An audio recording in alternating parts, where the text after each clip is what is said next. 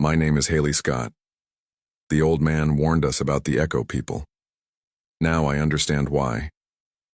I'm writing this in a motel room in Gainesville, Florida. It's been 3 days since I left Ocala National Forest. I haven't slept more than an hour at a time. Every time I close my eyes, I see Morgan's face in the RV doorway, smiling that wrong smile.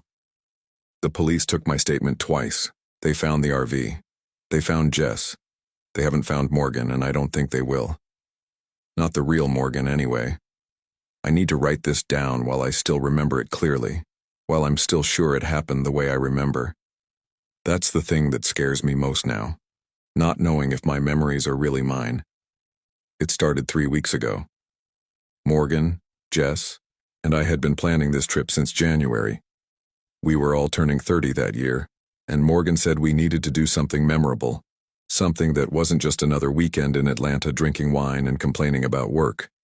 She found a used RV on Craigslist, a 1995 Winnebago that smelled like cigarettes and had a broken shower, but it ran fine and cost less than $3,000. Jess thought we were idiots for buying it. She was probably right.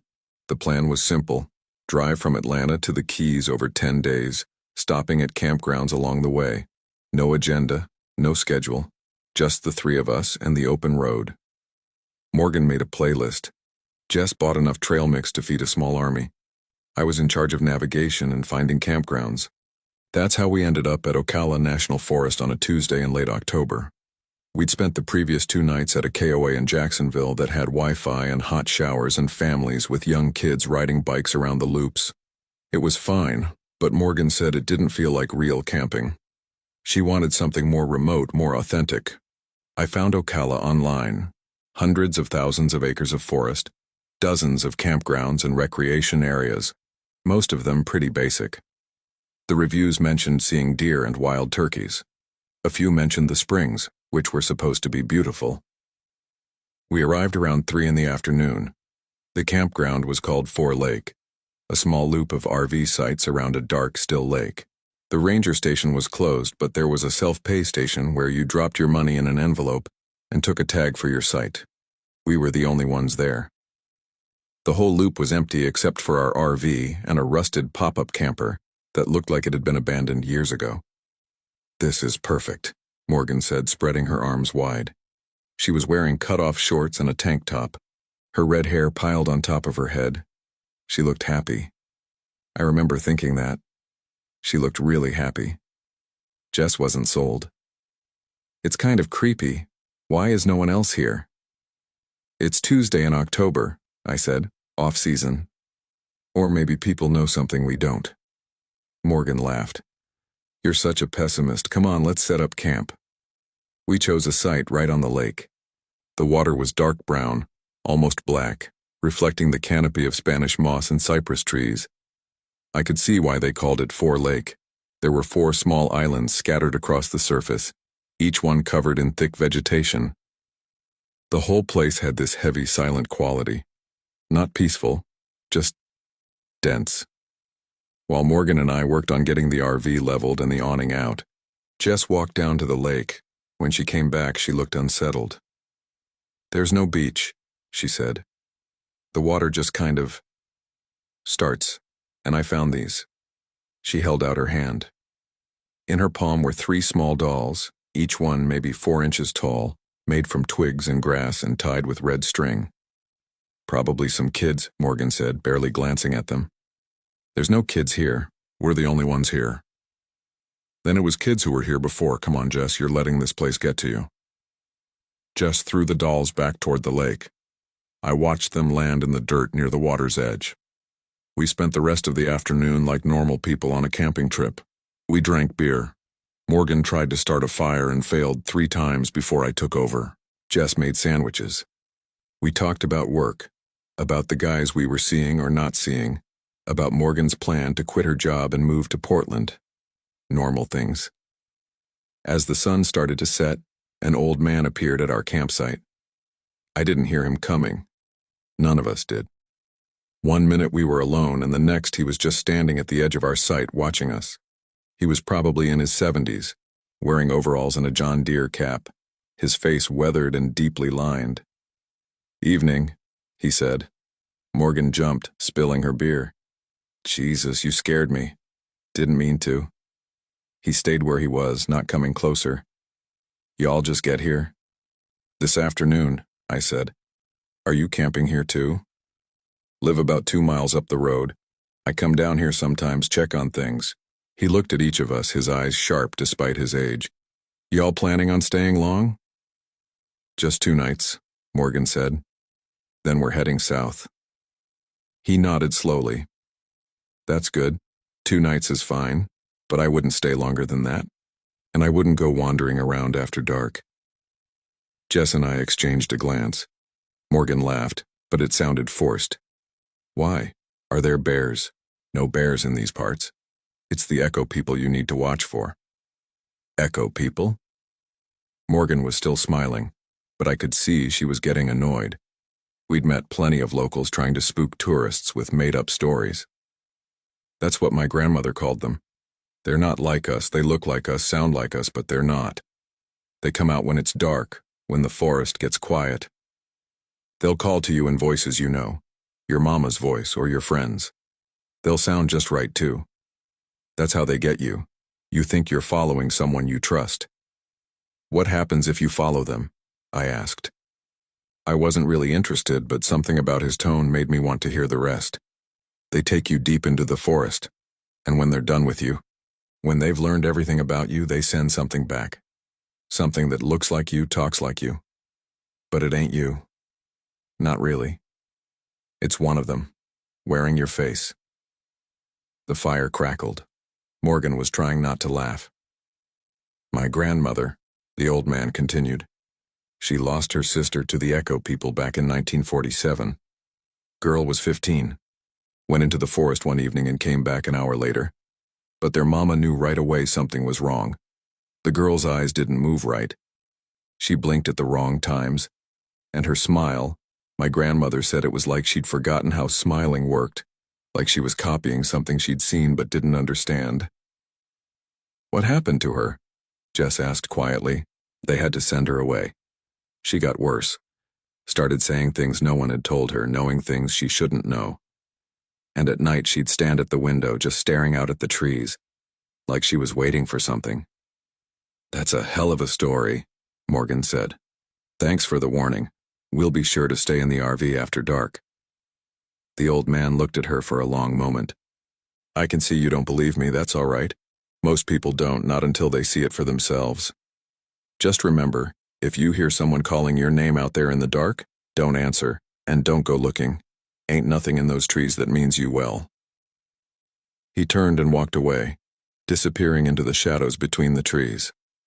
None of us had seen a car or heard one approach. He was just gone.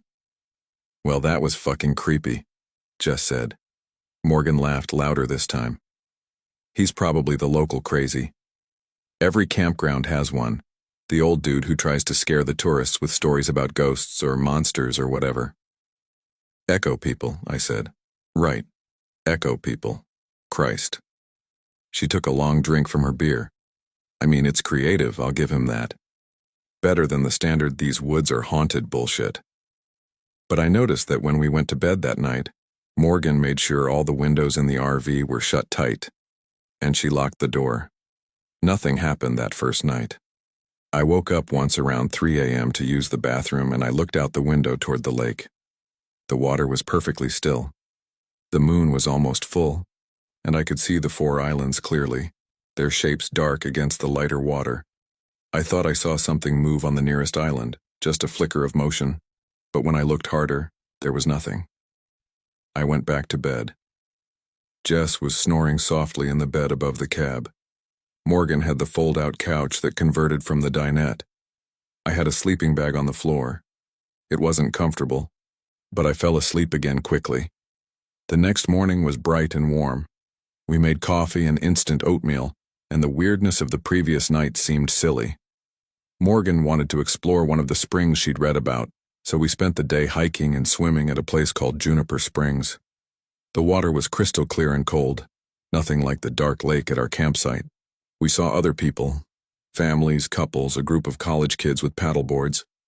It felt normal and safe. We got back to the campsite around 5. Jess wanted to cook actual food for dinner instead of just sandwiches again. So she and Morgan drove the RV to a store about 15 miles away to buy supplies. I stayed behind, planning to just read and enjoy the quiet. That's when I noticed the dolls again. They weren't where Jess had thrown them. They were arranged in a circle around our fire pit, all facing inward. Someone had added more. There were at least a dozen now, all made from the same materials, twigs and grass and red string. In the center of the circle, spelled out in small stones, were 3 words: "Don't go alone." I stood there staring at them for a long time. My first thought was that the old man had come back and done this. But why? To prove his point? To scare us? I should have taken a picture. I wish I had. But instead, I did what Jess had done. I kicked them apart and scattered them into the trees. I told myself it was just someone trying to mess with us. Maybe local teenagers who knew we were city girls, easy to spook. I went back to the RV and locked myself inside. I tried to read, but I kept looking out the windows, watching the shadows lengthen as the sun set. The lake was still. The trees were still. Everything was still. Morgan and Jess got back around 7:30. They'd bought chicken and vegetables for a stir-fry, and Jess had splurged on a bottle of decent whiskey. We cooked dinner on the camp stove outside, and I didn't mention the dolls. I didn't want to sound paranoid. Morgan was already making fun of Jess for being spooked by the old man's story. After dinner, we sat around the fire. Morgan poured generous shots of whiskey into our enamel camping mugs. The fire was good and hot, and the night air was finally starting to cool. For a while, it was perfect. We laughed about stupid things: an argument Morgan had gotten into with her boss, a terrible date Jess had been on, my mother's new obsession with asking when I was going to have kids. Around 10, Jess went into the RV to use the bathroom. Morgan and I stayed by the fire. "I'm glad we did this," Morgan said. "This trip. I needed to get away from everything for a while." "Yeah," I said. "Me too. Do you ever feel like your life is just happening to you? Like you're not really making choices, you're just reacting to things?" It was an unusually heavy question for Morgan, who usually kept things light. "Sometimes," I said. She stared into the fire. "I think I'm going to break up with Derek when we get back." "Really?" "Yeah, he's a good guy, but I don't love him. And I'm 30 now. That seems like a good time to stop settling." "I think that's—" I stopped. We both heard it at the same time. Someone was calling Morgan's name. "Morgan? Morgan, where are you?"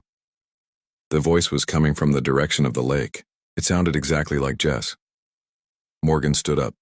"Jess? Morgan, I need help. I'm down by the water." "What's she doing down there?" Morgan started walking toward the lake. I grabbed her arm. "Wait, Jess is in the RV." "No, she went to the bathroom like 5 minutes ago." "Exactly, she's in the RV." I raised my voice. "Jess, are you still in there?" From inside the RV, we heard Jess call back. "Yeah. What's wrong?" Morgan and I looked at each other. The voice from the lake called again. "Morgan, please, I'm scared. I can't find my way back." It sounded exactly like Jess. The same tone, the same slight southern accent she'd never quite lost. But Jess was in the RV. "What the fuck?" Morgan whispered. Jess came out, frowning. "Why are you guys yelling? Did you just call Morgan from down by the lake?" I asked. "What? No. I was in the bathroom."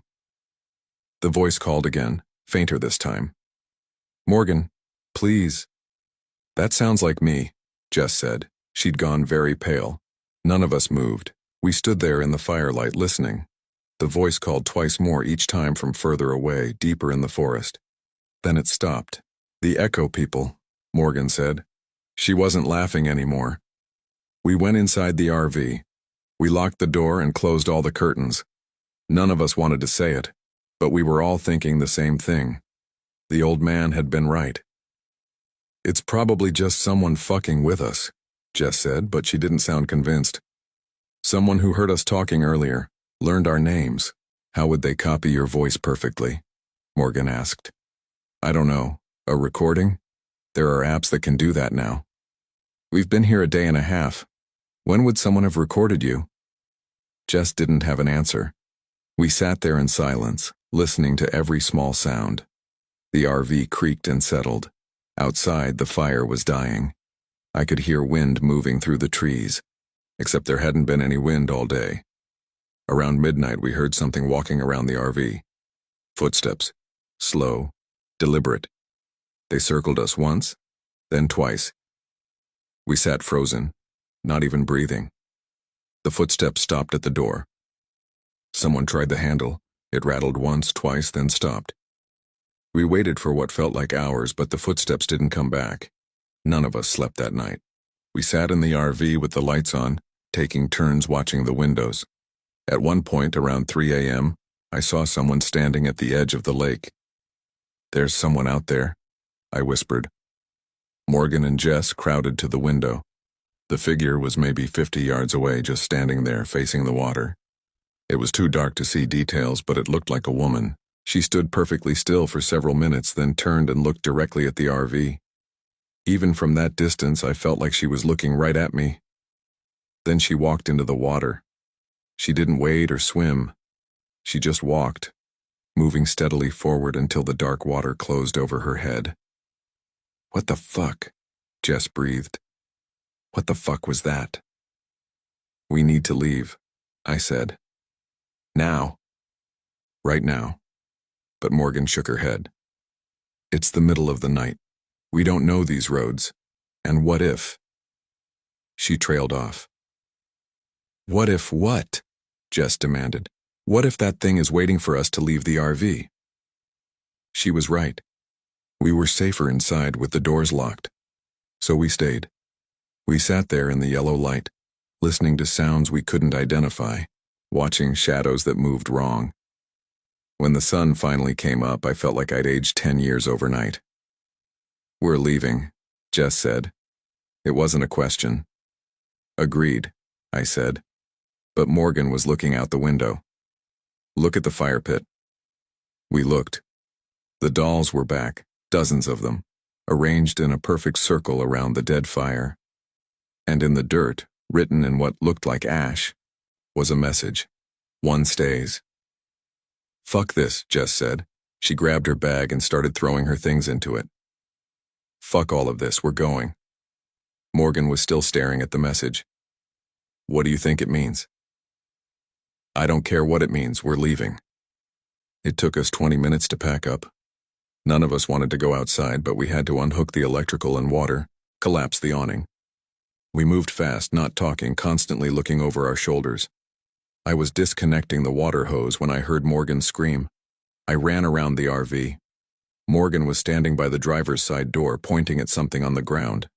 It was a doll, but bigger than the others. This one was almost a foot tall, and it was made to look like a person. A woman with red hair. That's me, Morgan said. Her voice was shaking. That's supposed to be me. It's just a doll, Jess said, but she didn't sound certain. Look at the hair. That's my hair. That's my actual hair. She was right. The doll's hair wasn't grass or twigs. It was red, human hair, matted with something dark. I kicked the doll away from the RV. Let's just go, please. We got in. Jess took the driver's seat. She was the best driver of the three of us. Morgan climbed into the passenger seat. I sat at the dinette, looking out the back windows. The RV started fine. Jess put it in gear and we began to move. That's when I saw someone standing at the edge of the campsite. It was the old man. He was just standing there watching us go. He raised one hand in what might have been a wave or a warning. Then we went around the curve and he disappeared from view. We drove for maybe 10 minutes.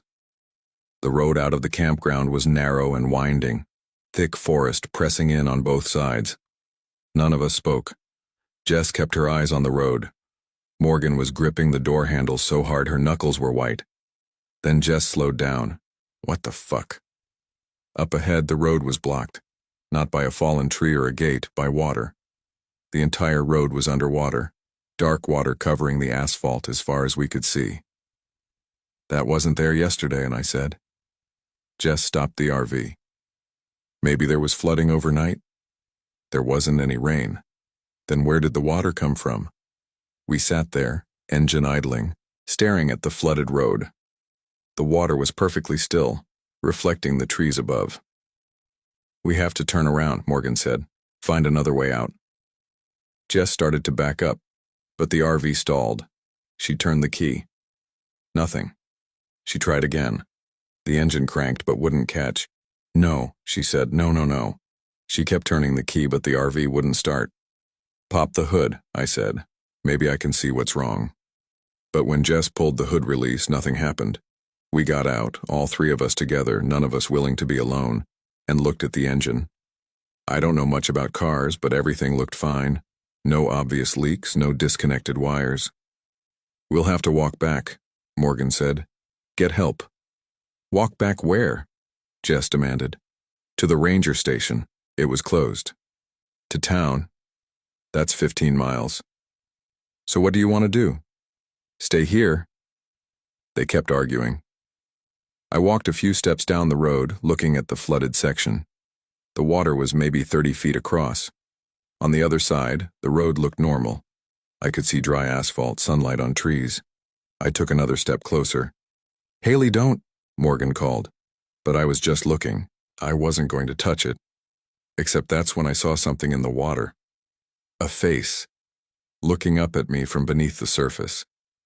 It was my face. I stumbled backward, nearly falling. The face in the water smiled, not the way I smile, but slower, like it was learning how. We need to go back to the campsite, I said. Right now. Why? Jess asked. Because that water isn't real. None of this is real. We're not getting out this way. I don't know how I knew that, but I did.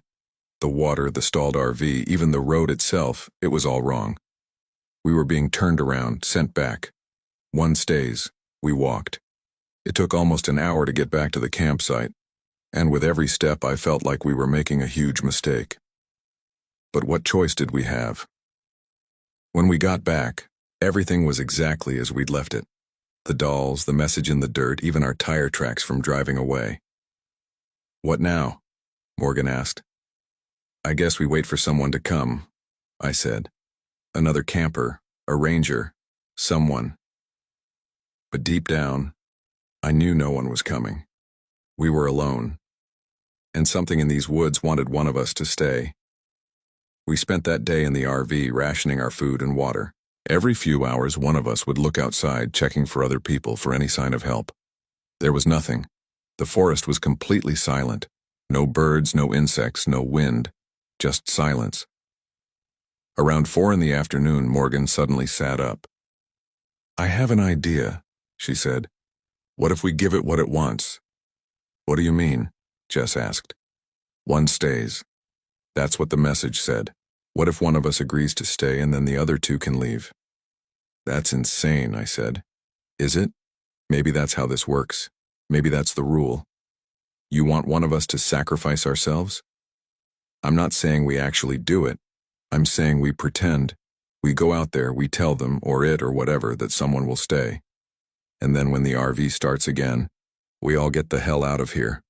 That's not going to work, Jess said. How do you know? We don't know the rules. We don't know what we're dealing with. Exactly. Which is why we shouldn't make deals with it. But Morgan was already standing up. I'm going to try. Stay here. Morgan, don't. She was out the door before we could stop her. Jess and I watched from the window.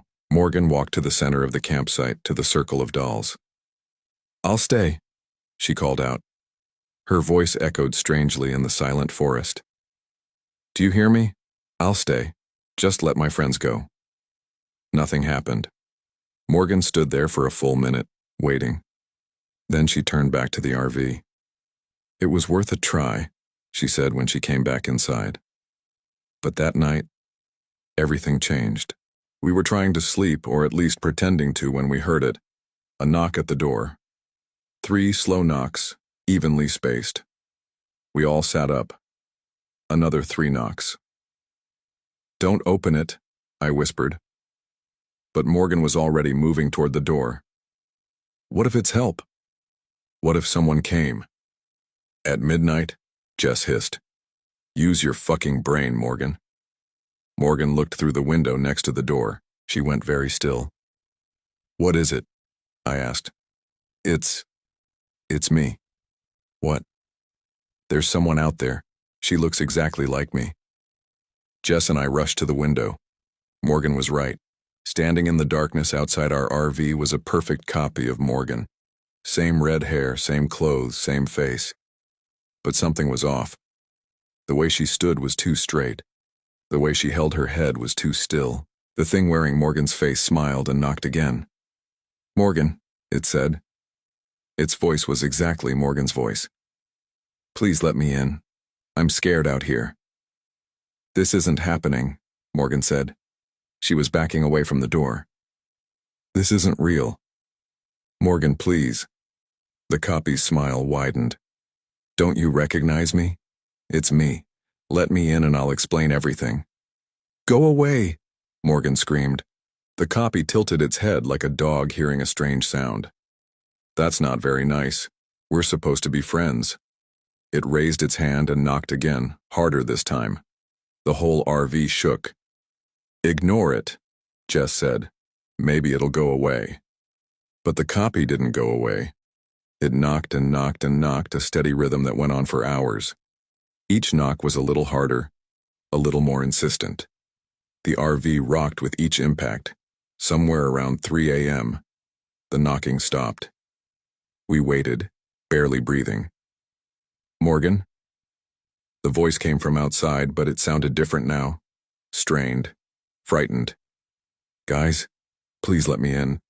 Something is out here. Something is chasing me. Don't listen, I said.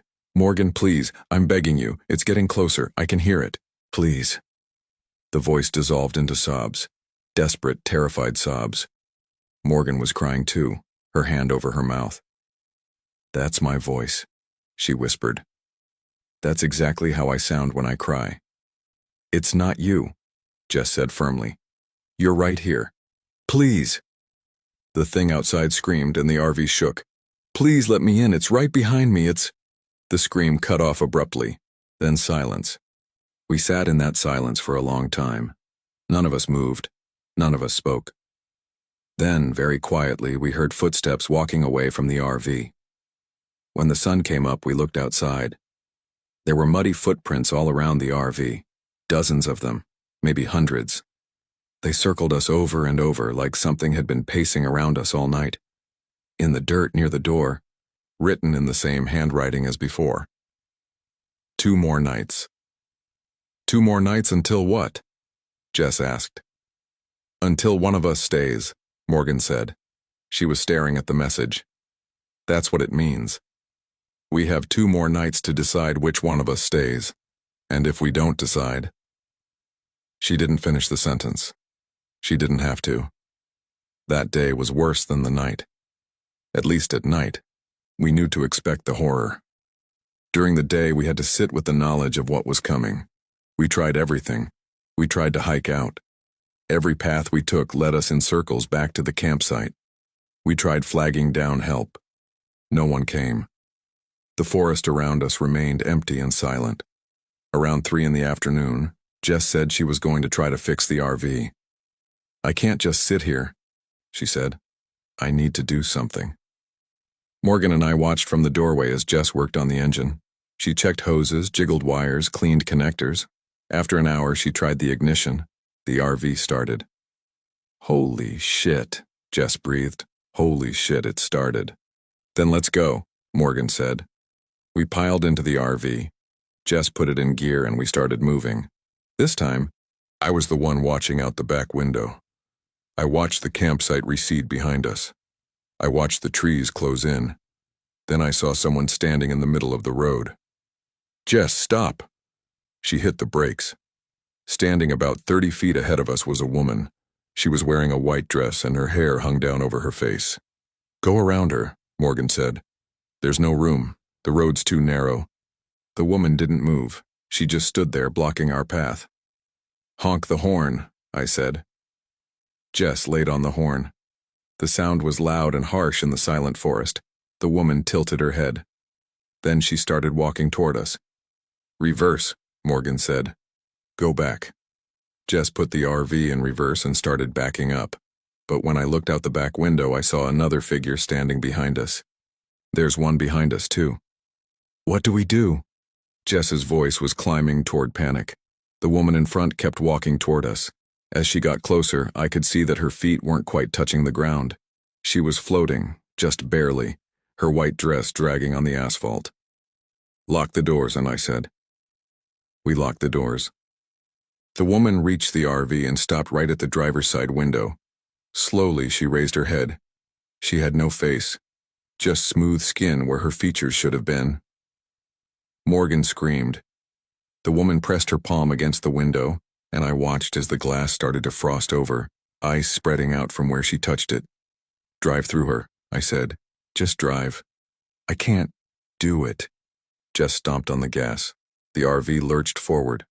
We drove right through the woman, and for a second I thought we'd made it. Then the RV died again. This time it wouldn't restart no matter what Jess did. We were maybe a quarter mile from the campsite. We sat there in the dead RV, and slowly we realized we could hear something. Singing.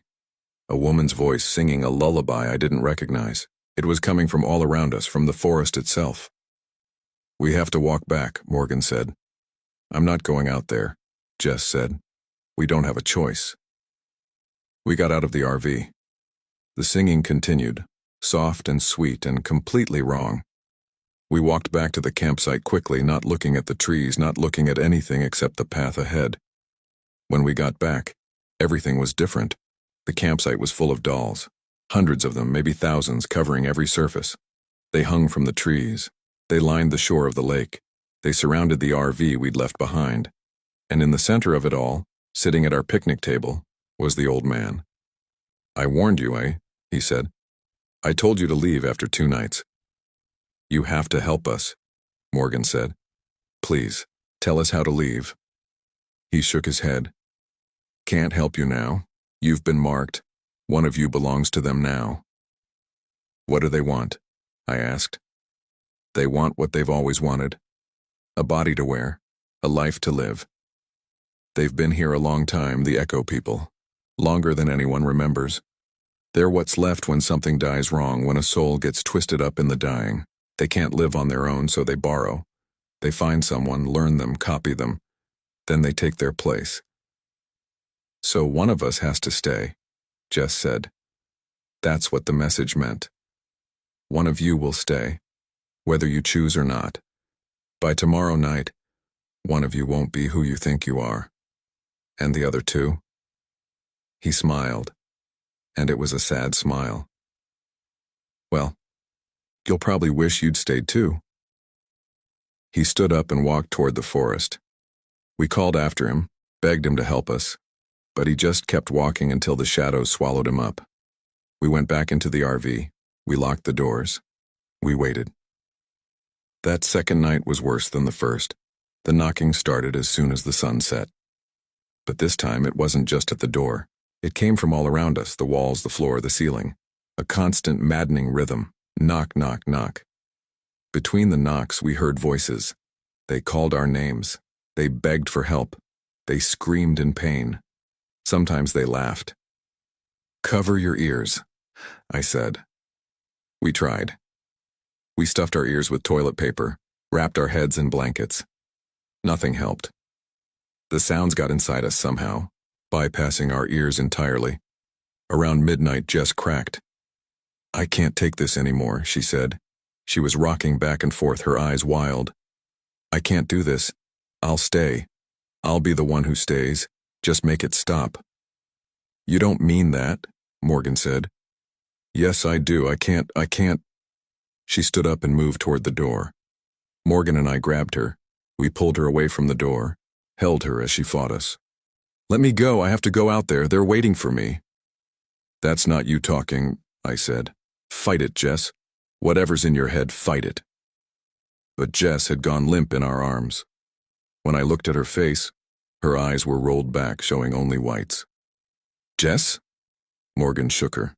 Jess, wake up. Jess's eyes rolled forward again, but when she looked at us, I knew immediately that something was wrong. She smiled.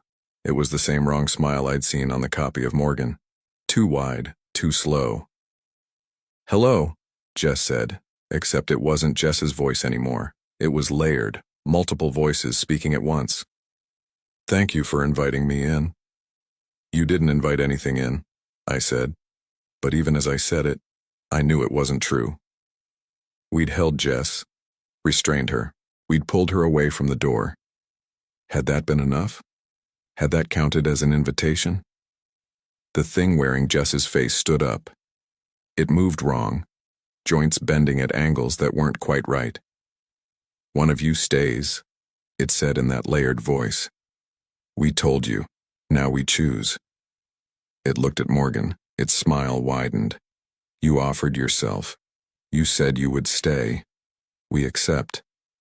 "No," Morgan backed away. "I take it back. I didn't mean it." Too late. The thing reached for Morgan. I moved without thinking.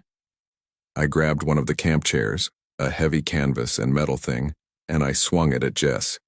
I hit her in the head. She went down hard. Morgan screamed, "What are you doing?" "That's not Jess anymore," I said. The thing on the floor was already getting up. It moved differently now, jerky and fast like a video played on fast forward. Its head was twisted at an odd angle from where I'd hit it, but it didn't seem to care. "That was rude," it said. "We chose Morgan, but maybe we'll take you instead."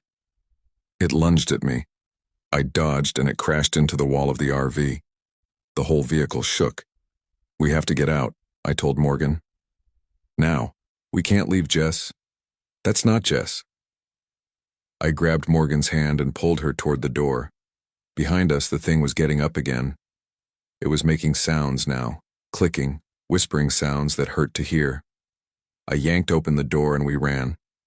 We ran into the darkness, into the forest, not caring where we were going. Behind us, I heard the RV door slam open. I heard footsteps. Too many footsteps, moving too fast. We crashed through underbrush, branches whipping our faces. Morgan was crying, gasping for air. I pulled her along, not letting her stop. I don't know how long we ran. It felt like hours. The forest was completely dark and we couldn't see where we were going. We just ran. Then Morgan stopped. She pulled her hand free from mine. "Haley," she said. "Stop." I turned back to her. She was standing in a small clearing looking up at the sky. Her face was calm. "We can't keep running," she said. "We're never going to get away. You know that, right?" "What are you talking about?" "I'll stay," she said. "I meant what I said before. I'll stay and you can go." "Morgan." "It's okay. I'm tired, Haley. I'm so tired. And maybe it won't be so bad. To let go. To let something else drive for a while." "That's the echo people talking. That's not you." But she was already walking away from me back toward the campsite. "Morgan, stop." She didn't stop. She just kept walking, and I realized with a horrible certainty that she was gone. Not physically gone, not yet. But whatever had gotten into Jess had gotten into Morgan too, somewhere during our run through the forest. Maybe it had been there all along, whispering to her since the moment she'd offered to stay. I stood alone in the dark forest. Every direction looked the same. I couldn't see the campsite, couldn't see the lake, couldn't see anything. Then I heard my own voice calling. "Haley? Haley? Where are you? I'm lost. Please help me." It was coming from my left. I turned away from it and walked in the opposite direction. "Haley, please, it's so dark out here, I can't find my way." I walked faster. "Haley!" I started running again.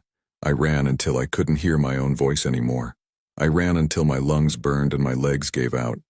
I collapsed against a tree, gasping. That's when I saw the lights. Headlights coming down a road. A real road. I stumbled toward them, waving my arms. The car, a pickup truck, slowed down. The window rolled down. "You all right, miss?" The driver was a woman, maybe 50, with a concerned expression.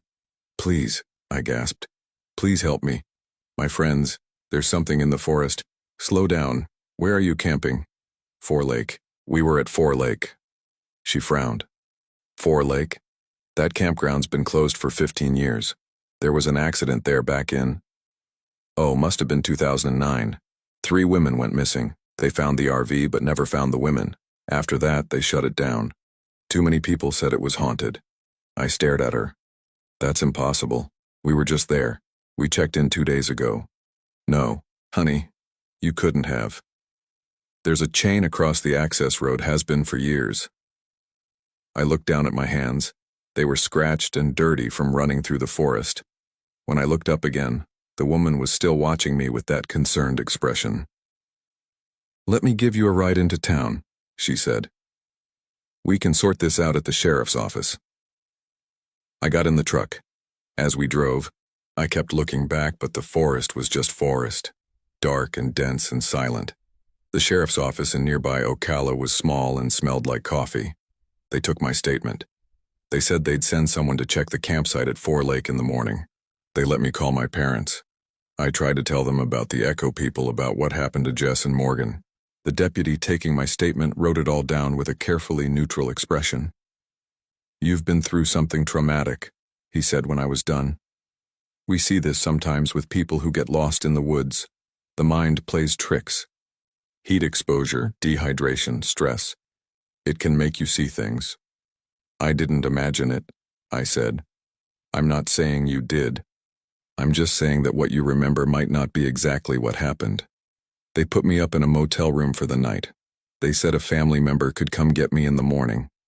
I sat on the motel bed and looked at myself in the mirror across the room. I looked the same.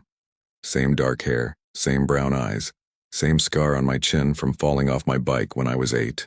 But there was something different. Something in the way I held my head. The way I blinked. I smiled at my reflection, and my reflection smiled back. Except it smiled first. Just a fraction of a second too early. I haven't slept since then. That was 3 days ago. Every time I close my eyes, I see Morgan walking back toward the campsite. I see Jess's face smiling that wrong smile. I hear my own voice calling from the darkness. The sheriff's department went to Four Lake yesterday. They didn't find anything. No RV, no campsite, no dolls. Just an empty clearing and a dark lake. They think I had a breakdown. That I invented the whole thing. That Morgan and Jess never existed. Or that something happened to them somewhere else and I'm just confused. But I have pictures of us on my phone. I have texts from Jess.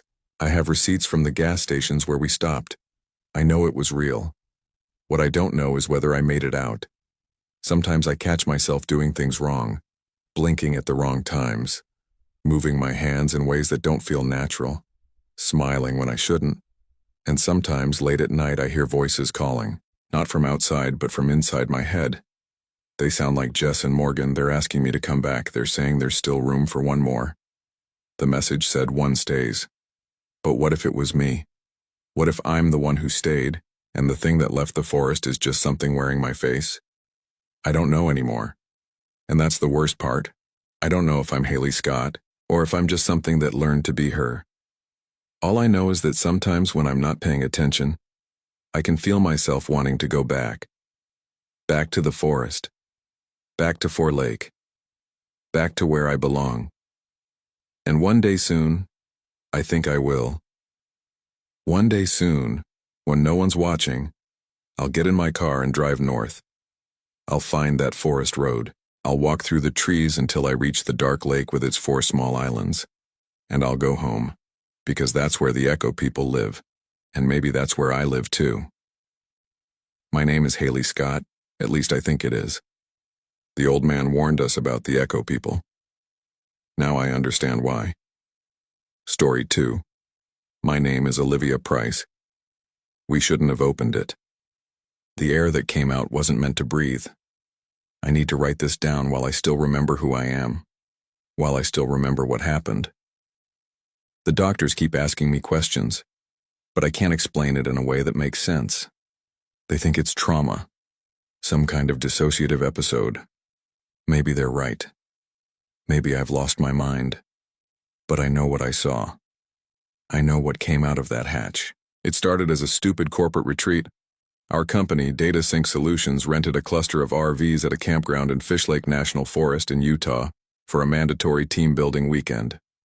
Mandatory. That's the word our boss, Gerald, used in the email. As if any of us wanted to spend our weekend pretending to bond with coworkers we barely tolerated during the week.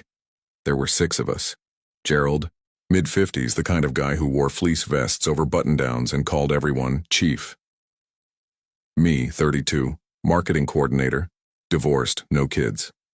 Marcus, 28, IT guy, always had his earbuds in. Jennifer, 40, accounts manager, talked constantly about her kids. David, 35, sales, divorced like me. We'd slept together once at the Christmas party 2 years ago, and never spoke about it. And Casey, 24, the new hire, eager to please, fresh out of college. We arrived on a Friday afternoon in late September. The campground was mostly empty. Too late in the season for families, too early for hunters. Our 3 RVs formed a loose triangle in a clearing surrounded by aspen trees. The trunks were white, almost luminescent in the fading light, with dark knots that looked like eyes watching us. "This is gorgeous," Casey said, spinning around with her phone out, taking pictures. "I'm getting no signal, though." "That's the point," Gerald said, clapping his hands together. "Disconnect to reconnect. That's our theme for the weekend." Marcus looked miserable. Jennifer was already complaining about the bathroom situation. David caught my eye and mouthed, "Kill me." I almost smiled. The first night was uneventful. We had a campfire, roasted hot dogs, drank beer from a cooler. Gerald made us go around and share peak moments from our work lives. It was exactly as excruciating as it sounds. By 9, I excused myself and went to my RV. I had one to myself, thank God. Jennifer and Casey were sharing one, the guys had the third. I couldn't sleep. The RV was stuffy and the mattress was thin and I kept hearing sounds outside.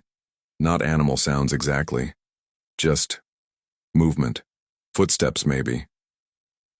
At one point I looked out the window and thought I saw someone standing between the trees, but when I blinked they were gone. Probably just shadows. Saturday morning, Gerald had planned a hike. We followed a trail that wound through the aspen groves. The trees went on forever, thousands of them, and Jennifer mentioned something she'd read about how aspens in this forest were all connected underground, part of one massive organism. The thought made me uncomfortable for reasons I couldn't articulate.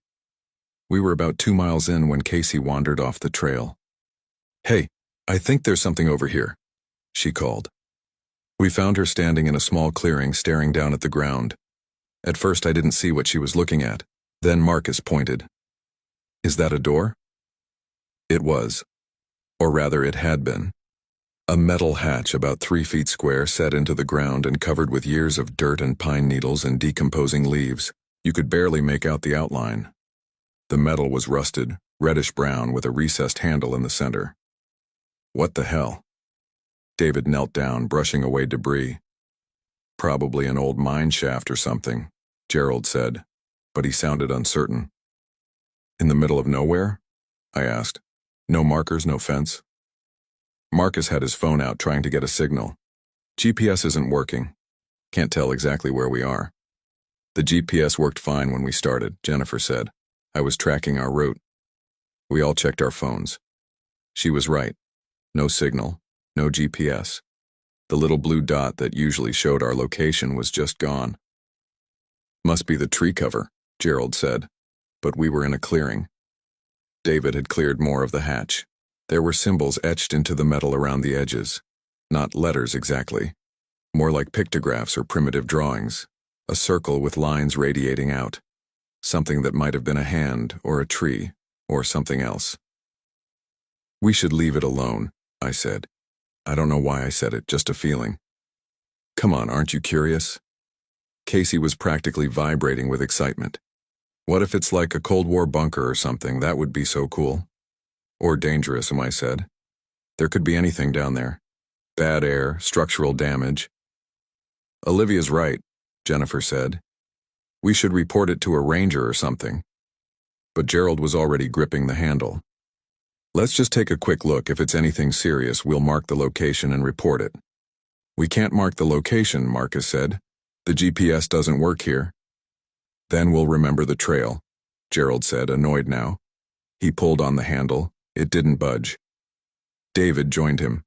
Together they heaved, and with a grinding shriek of metal on metal, the hatch lifted an inch, then another.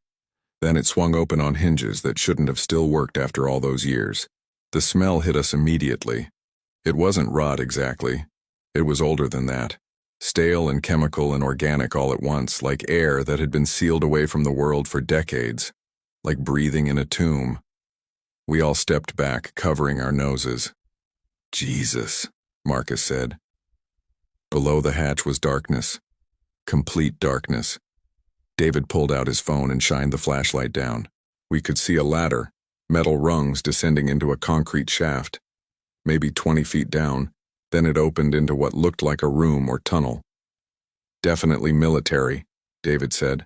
Cold War era, probably. Could be a communication station or weapons depot.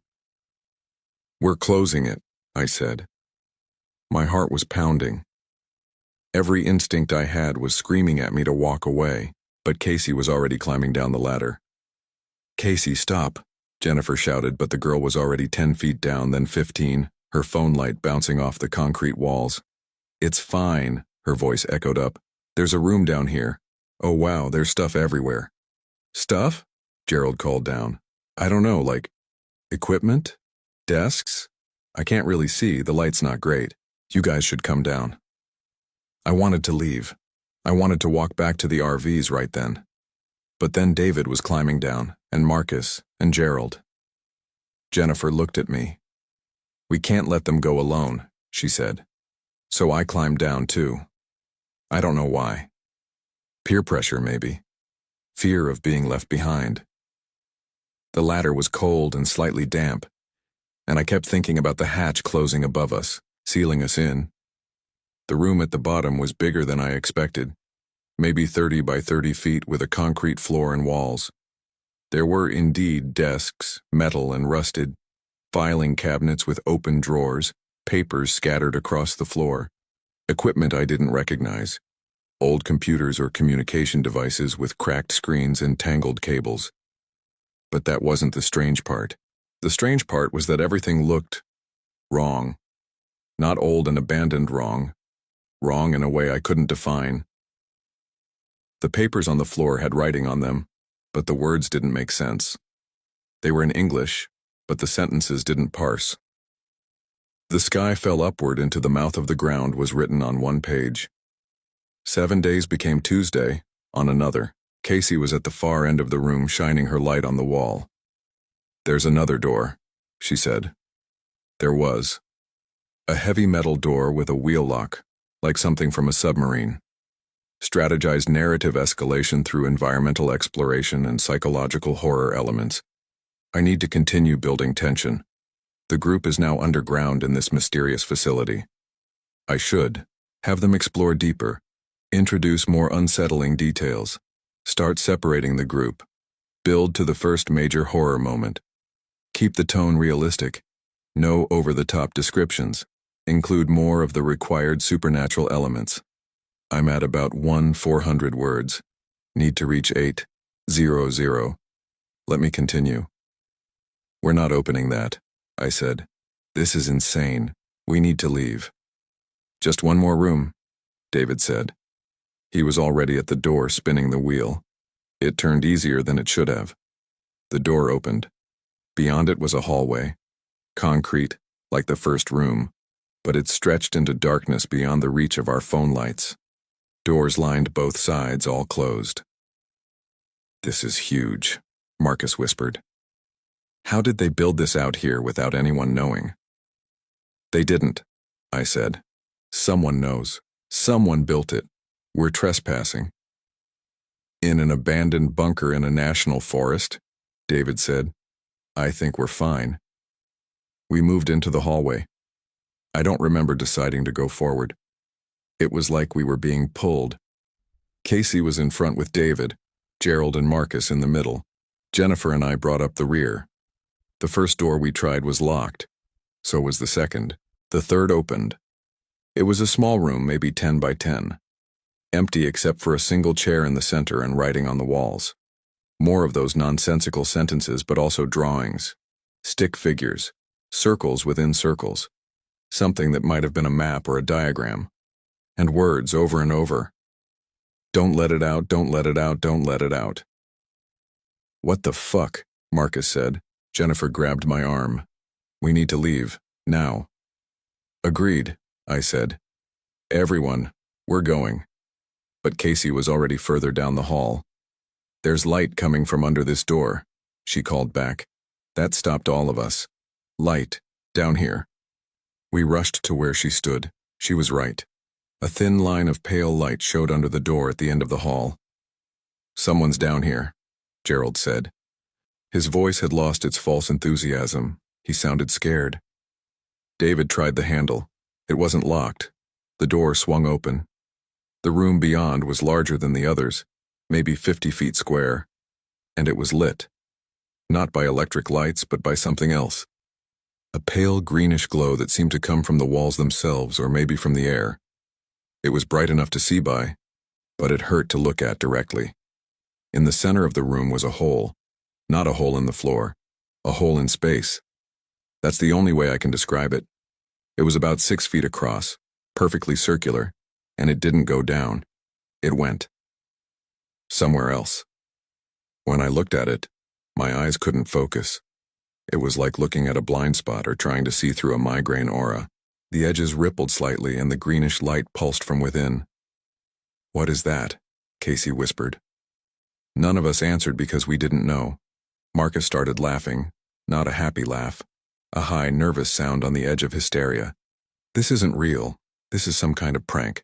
Gerald, did you set this up, some kind of team-building exercise? I didn't do this, Gerald said. His face was white. David walked toward the hole. I wanted to stop him, but I couldn't move. We all just watched as he approached it, leaning over to look inside. I can't see the bottom, he said. Or, there is no bottom. It's just continuing, like a tunnel, but... He straightened up, looking sick. We need to get someone, scientists, the military. Whatever built this. Nothing built it, I heard myself say. The words came from somewhere deep and certain. It was always here. The bunker was built around it, to contain it. How do you know that? Jennifer asked. I didn't know. I just knew.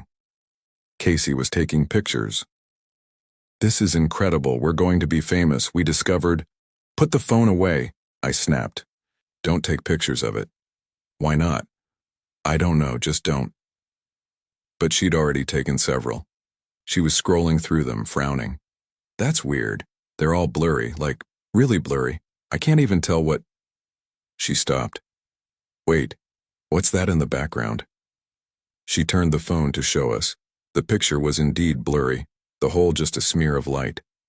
But behind it, barely visible, was a shape. Humanoid, but wrong. Too tall or too thin or both. And it was looking at the camera. There's nothing in here, David said, spinning around. The room was empty except for us and the hole. It was a glitch, Marcus said. Pixel artifact or something. Casey took another picture.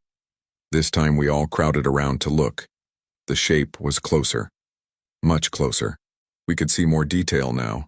Arms too long. Head tilted at an angle that wasn't quite right. And it was definitely looking at us. Stop taking pictures, Gerald said. Casey took another one. The shape was right behind David in the picture, close enough to touch him. David screamed and lurched forward. Nothing was behind him. The room was still empty. Fuck this, Marcus said. I'm leaving. He turned and ran. We heard his footsteps pounding down the hallway, then the ladder, then silence. We should all go, Jennifer said. I agreed. We all did. But as we turned to leave, Casey pointed at the hole.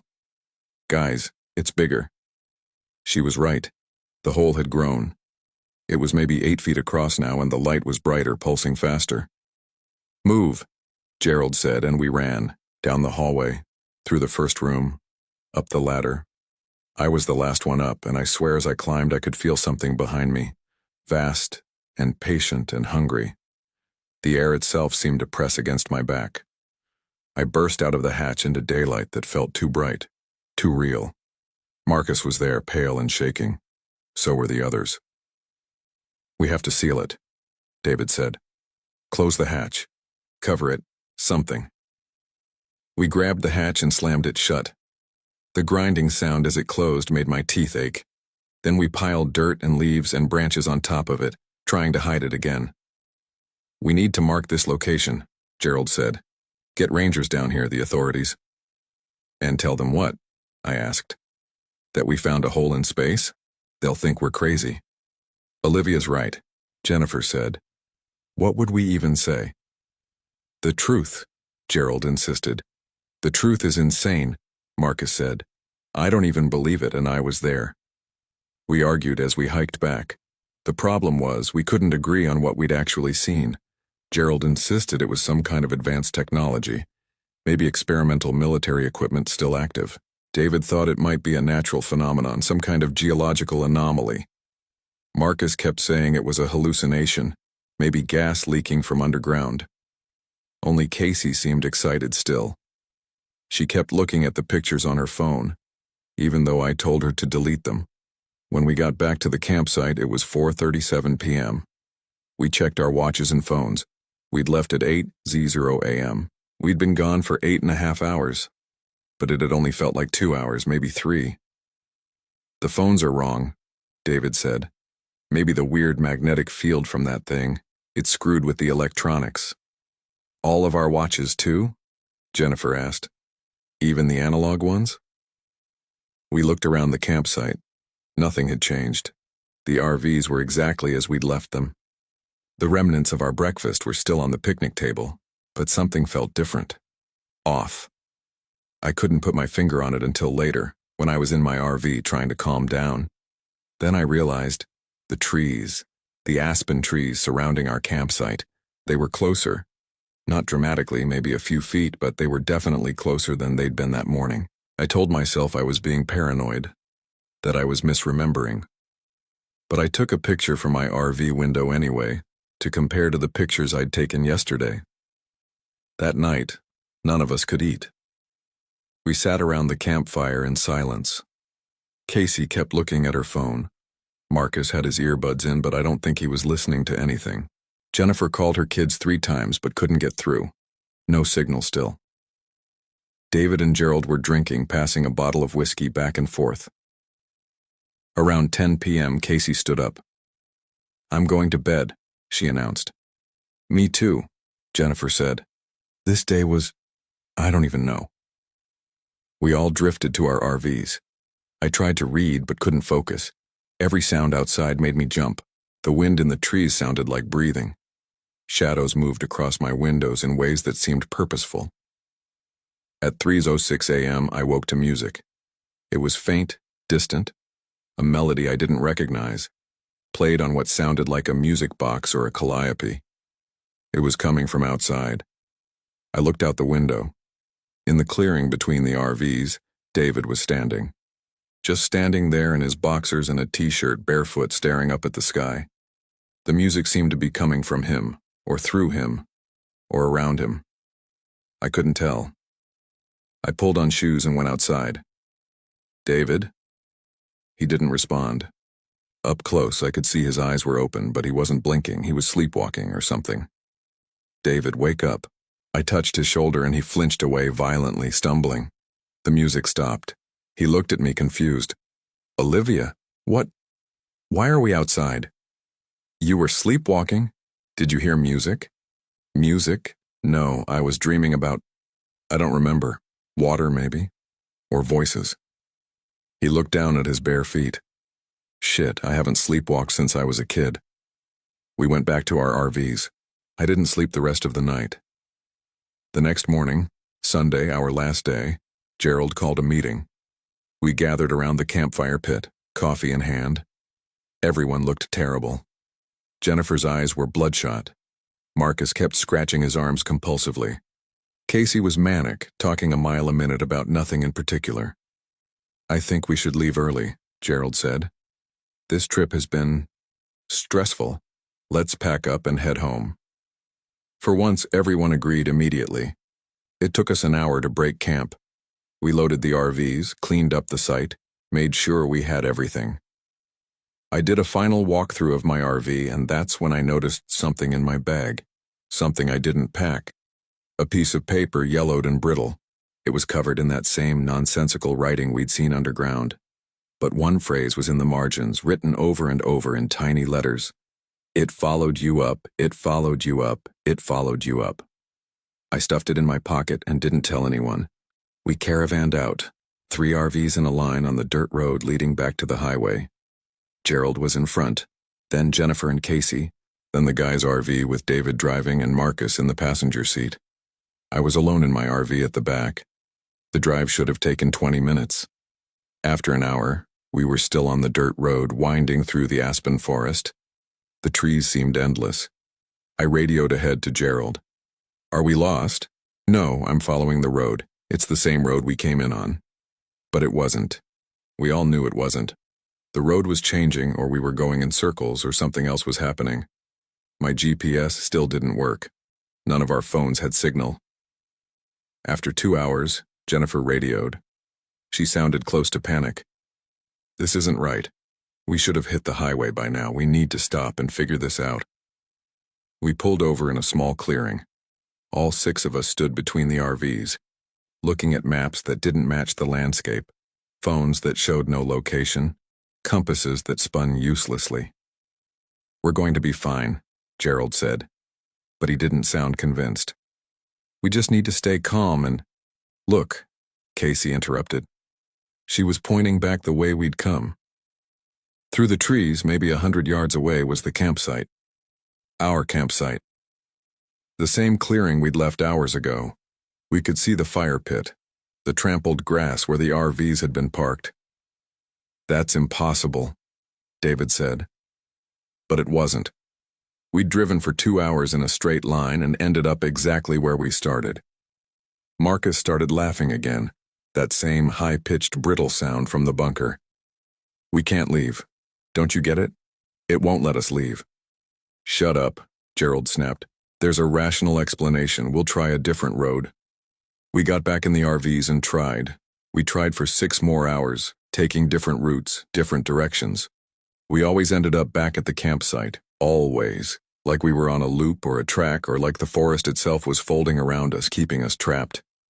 By the time the sun started setting, we gave up.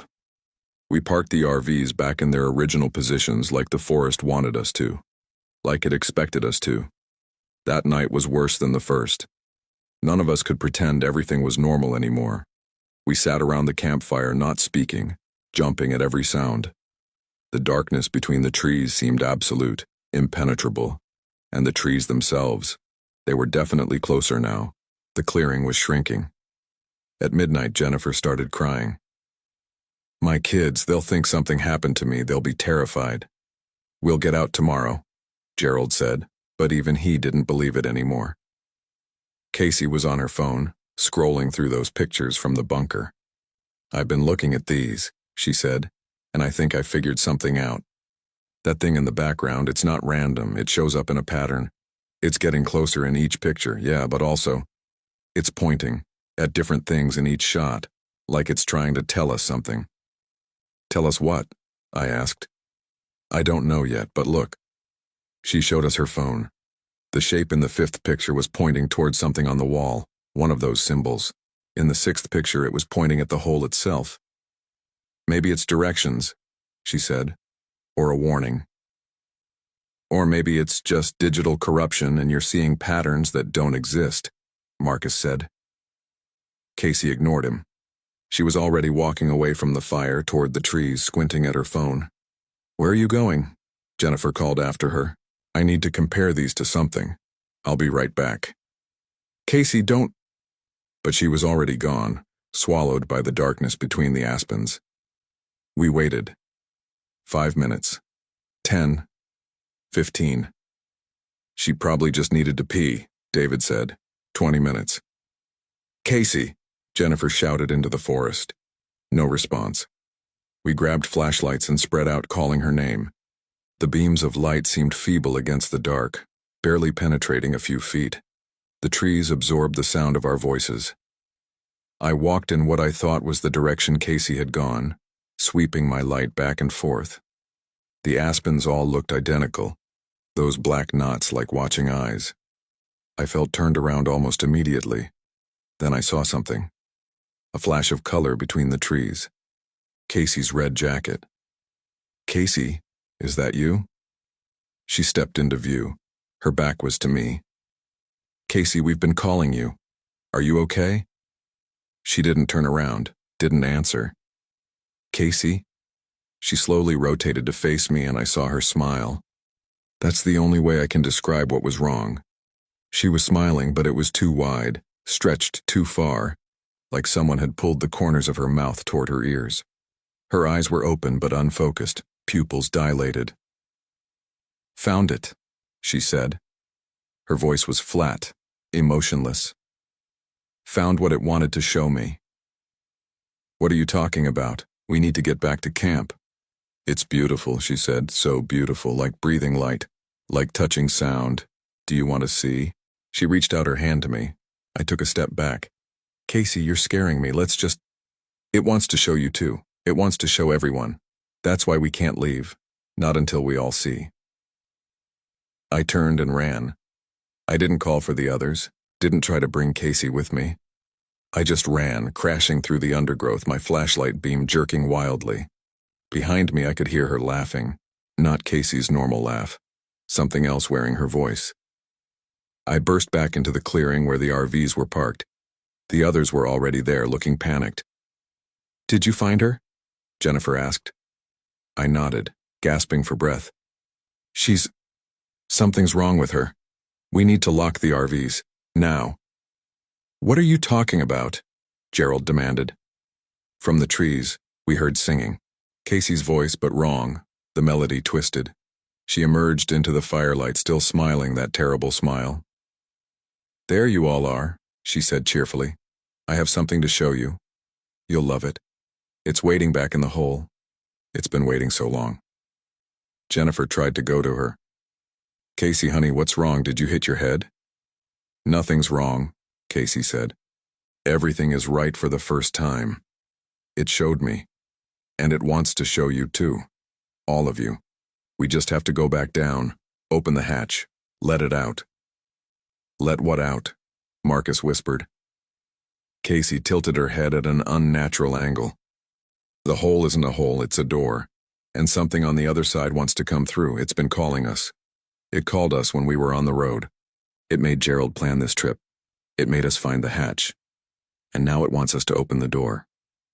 "You're not making sense," David said. "I'm making perfect sense. You just can't hear it yet. But you will. When you see. When you let it in." She took a step toward us. "Who wants to go first?" I don't remember who moved first, but suddenly we were all scrambling for the RVs. I slammed my door and locked it. Through the window, I could see the others doing the same. Casey stood in the middle of the clearing, still smiling, watching us. Then she sat down cross-legged by the fire pit and didn't move. Hours passed. We watched her from the windows. She just sat there, perfectly still. That smile never wavering, not blinking, not breathing, as far as I could tell. Around 4 a.m., Jennifer radioed. "Is she still out there?" "Yes," I said. "What do we do?" No one had an answer. As the sun came up, Casey finally moved. She stood and walked calmly into the forest. We watched her disappear between the trees. "Should we follow her?" David asked over the radio. "No," I said immediately. "That's not Casey anymore." Morning brought no relief. We were still trapped in the forest, still unable to navigate out. Our supplies were running low. Water was becoming an issue. Gerald suggested we ration what we had. "For how long?" Marcus asked. "How long can we last here?" Another day and night passed. We stayed in the RVs, only coming out when absolutely necessary. The trees continued to close in. The clearing was shrinking steadily, maybe a foot every few hours. At this rate, they'd crush the RVs within days. On the fourth night, I think it was the fourth, time was getting strange. David didn't answer his radio. Marcus radioed us from their RV. Guys, David left. I woke up and he was gone. His shoes are still here, but he's not. We searched at first light. We found him an hour later, or what we thought was him. He was standing at the edge of the tree line, his back to us, completely naked. As we approached, he turned around. The smile.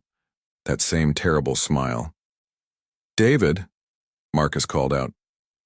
"Are you okay?"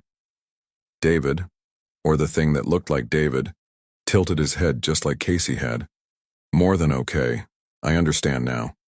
Why didn't we understand before? It's so simple. We just have to open the door." "No," I said. "We're not opening anything."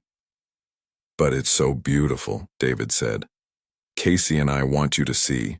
We want you to understand. Please, just come with us. Come back to the hatch." Jennifer was crying. "This isn't happening. This can't be happening." David started walking toward us. We backed away slowly. "You can't stay out here forever," he said reasonably, like we were discussing weekend plans. "You'll run out of food, water. You'll have to come eventually. It's patient. It can wait. It's been waiting so long already. What's a few more days?" We ran back to the RVs. David didn't follow. When we looked back, he was gone. That night we heard them both singing in the forest, Casey and David, their voices harmonizing in a melody that made my ears ache and my stomach churn. The song had no words, or if it did, they were in a language I didn't know and didn't want to learn. Gerald made a decision. Tomorrow, we walk out. We abandon the RVs, pack what we can carry, and we walk in a straight line until we hit the highway or a ranger station or anything. "We've tried that," Marcus said. "Not on foot. Not all together. We stick together, we don't stop for anything, we walk out." It was a bad plan, but it was the only plan we had. The next morning we packed our bags, food, water, flashlights, whatever we thought might be useful. We met in the clearing. 4 of us now. Gerald, Jennifer, Marcus, and me. The trees had crept within 20 feet of the RVs. We could barely fit between them to get out. "Ready?" Gerald asked. We nodded. We started walking. We made it maybe a mile before we heard them. Casey and David, moving through the trees parallel to us. We couldn't see them, but we could hear them laughing, singing, whispering things I tried not to understand. "Don't listen," Gerald said. "Keep walking." But it was hard. Their voices were so compelling, so reasonable. They promised us rest, understanding, peace. They said we were tired, we were lost. We should stop fighting. Just come with them. Come back to the hatch. Open the door. Let it through. Jennifer collapsed first. Just dropped to her knees in the dirt, sobbing. I can't do this. I just want to go home. I want to see my kids." "Get up," Gerald said, pulling at her arm.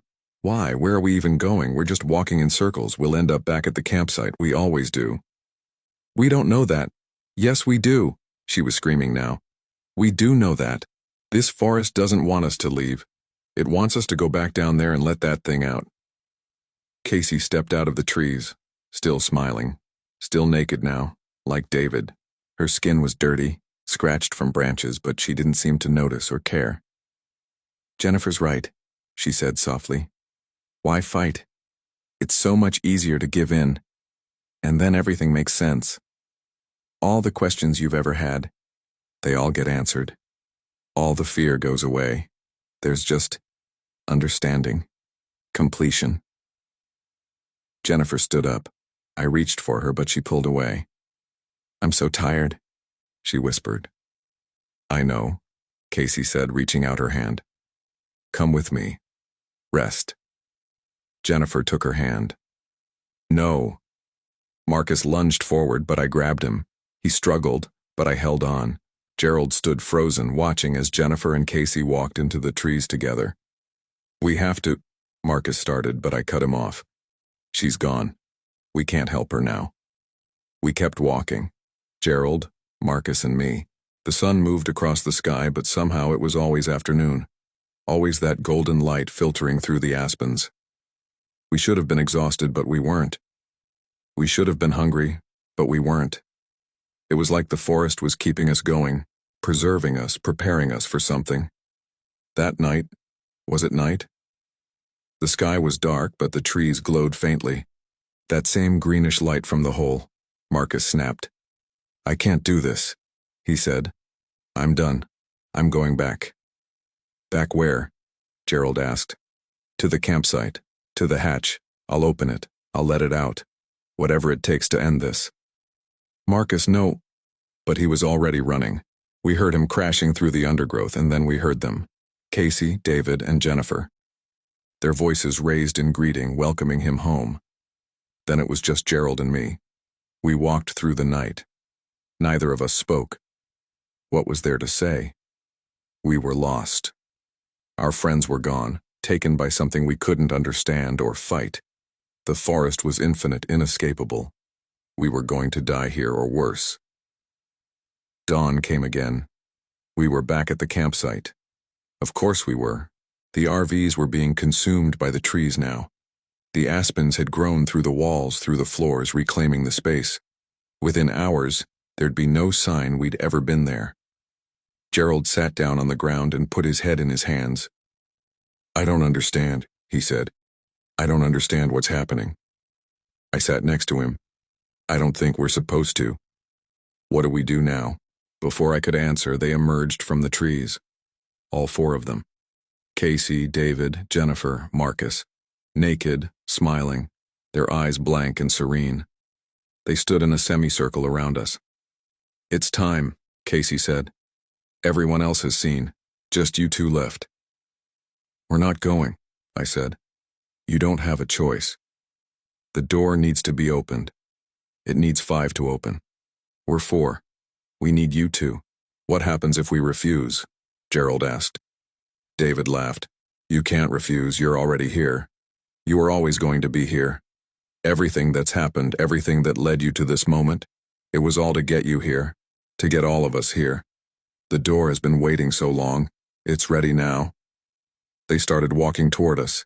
Gerald stood up. "Run." We ran, not with any hope of escape. Where would we go?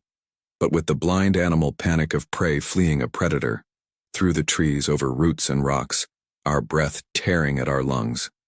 Behind us they followed, not running, just walking, patient, inevitable. I don't know how long we ran. The forest was a blur of white trunks and reaching branches. I lost track of Gerald at some point. I was alone. And then I wasn't. I was standing at the edge of the clearing with the hatch. The metal square was exposed again, all the dirt and debris we'd piled on it gone. The others were there, standing in a circle around it. All 5 of them. Casey, David, Jennifer, Marcus, and Gerald. He was smiling too. "Olivia," he said, "you're the last one. Come on, it's not so bad. You'll see." I backed away. "No, I won't do it." "You don't have to do anything," Casey said. "Just watch. We'll open it." They moved to the hatch. Each one grabbed a section of the handle. Together they pulled it open. That smell rolled out again, worse than before. Ancient and chemical and alive. One by one they climbed down into the darkness. Gerald was the last. Before he descended, he looked back at me. "You can leave now," he said. "Or you can come see. Either way, the door is opening. With you or without you." Then he was gone. I stood there for a long time. The hatch was open. The forest was silent. I could leave. Gerald said I could leave. Maybe it was true. Maybe now that they had 5, I could go. I started walking. Away from the hatch, toward where I thought the road might be, and this time, the forest let me. I walked for hours without circling back. I felt it release me, the invisible grip loosening. By nightfall, I hit the highway. By midnight, I was in a ranger station, hysterical and incoherent. They searched for weeks, never found the campsite, never found the hatch, never found the others. The RVs were gone, like they'd never existed, like none of it had ever happened. Sometimes I think maybe it didn't. Maybe I had a breakdown. Maybe I wandered the forest alone, hallucinating the whole thing. That's what the psychiatrists suggest. But I know what I saw. I know what I felt. And sometimes late at night I hear them singing. Casey, David, Jennifer, Marcus, Gerald. That wordless melody. It's distant, faint, but it's there. And every time I hear it, it's a little closer. I don't think they opened the door. I think they became the door. I think they're still down there, in that room with the hole, waiting. The hole is bigger now, I'm sure. Growing. Spreading. One day it will be big enough. One day what's on the other side will come through, and when it does, I'll hear them again. They'll come for me, still smiling, still patient. Because I was there when the hatch opened. I breathed that air. I saw the hole. And once you've seen it, you're marked. You're connected. You're part of it. I'm writing this down because I need people to know. If you ever find a hatch in the ground, old and rusted and covered with strange symbols, don't open it. Walk away. Run. Because whatever is down there, whatever is waiting on the other side of that hole, it's not meant for this world. It's not meant to be understood or known or seen. We weren't supposed to open it. The air that came out wasn't meant to breathe, but we did breathe it. And now it's breathing us. I can feel it sometimes in my lungs. Like I swallowed something alive and it's growing inside me. My thoughts feel wrong sometimes, not quite mine. I'll find myself staring at things without remembering when I started. I'll lose hours, days. Last week I woke up in my car, parked on the side of a highway, with no memory of driving there. My GPS showed I'd driven 400 miles, toward Fish Lake National Forest. I turned around and drove home, but I know I'll go back eventually. I have to. It's calling me, the way it called the others. The door is open now. It's always been open, we just couldn't see it before. I'm writing this as a warning, but also as a confession, because I'm not sure how much longer I can resist. The singing is so beautiful now. The smile feels so natural on my face. My name is Olivia Price. We shouldn't have opened it, but we did, and now it's too late to close. Story 3. My name is Emma Castellanos. This happened in September of last year at an RV park outside of Great Basin National Park in Nevada. I need to write this down while I still remember it clearly, while I can still tell the difference between what happened and what I dreamed. David and I had been together for 6 years. We weren't married, though people kept asking when we would be. The truth is, by that September, I wasn't sure we'd make it to year 7. We'd been arguing more. Little things mostly. Who forgot to pay the electric bill? Why I was working late again? Whether we should get a dog? But underneath it all was something heavier neither of us wanted to name. The RV trip was my idea. I'd seen an ad for a vintage Airstream rental, and it seemed romantic in that deliberate way you try to manufacture romance when it's not coming naturally anymore. David agreed without much enthusiasm, but he agreed. He took time off from his engineering firm, and I cleared my schedule at the marketing agency. We loaded up the Airstream with groceries and sleeping bags and my portable espresso maker that David said was ridiculous, but knew better than to argue about. The drive from Reno took about 5 hours. The landscape got emptier as we went, mountains giving way to high desert, towns appearing and disappearing like afterthoughts. David drove while I navigated, though there wasn't much navigating to do. Just one highway cutting through nothing, cell service dropping away mile by mile. The RV park was called Silver Creek Campground, though I never saw a creek. It sat in a valley between low hills covered in sagebrush and twisted juniper trees. The woman who ran it, Carol, met us at the office, a trailer with a hand-painted sign and a coffee can full of pens on the counter. She was maybe 60, with the kind of deep tan you get from living your whole life outside. "Just you two?" she asked, processing our reservation. "Just us," David confirmed. "We've got a few other folks here this week, good people, quiet." She handed us a map of the campground, which was maybe 20 sites total, half of them empty. "You're in spot 12. That's the one with the fire ring and the picnic table. Water hookup works, but the electrical can be spotty. You need anything. I'm here most days." Spot 12 was at the far end of the campground, backed up against the hillside. Our nearest neighbors were about 50 yards away. A large RV with Oregon plates and a string of solar lights hung across the awning. Beyond that, I could see a pop-up camper and what looked like a vintage VW bus. We spent the afternoon setting up. David dealt with the hookups while I arranged things inside, making it feel less like a rental and more like ours. I'd brought string lights and a blanket from home, small touches. When he came back in, sweating from wrestling with the water line, he looked around and almost smiled. "It's nice," he said. "Yeah?" "Yeah. I mean, we're in the middle of nowhere with questionable electricity, but yeah." That night, we cooked pasta on the little stove and ate outside at the picnic table, watching the sun set behind the hills. The sky turned colors I'd forgotten existed, deep orange bleeding into purple, stars appearing one by one until there were more stars than darkness. David poured us cheap wine from a box, and we talked about work and whether we should move to a bigger apartment and other safe topics that didn't require us to talk about us. Around 9, an older couple walked past our site. They waved and I waved back. "Evening," the man called. He had white hair and wore a Patagonia vest despite the warmth. "You folks just get in?" "This afternoon," David answered. "We're in the big rig over there." He pointed to the RV with the Oregon plates. "Jean and Martha, been coming here for years. It's a good spot." "Quiet," Martha added. She was small, barely 5 feet, with silver hair and a neat bun. "We like the quiet." They moved on toward the bathhouse, and David and I finished our wine as the temperature dropped. By 10, we were inside with the heat on, reading in the glow of the overhead light. I fell asleep before 11, which was early for me, but the drive had been long and the wine had been cheap. Established narrative foundation and prepared to introduce psychological horror elements. Good start. I've established the relationship tension, the remote setting, Great Basin, Nevada. Basic characters, Emma, David, Jean, and Martha.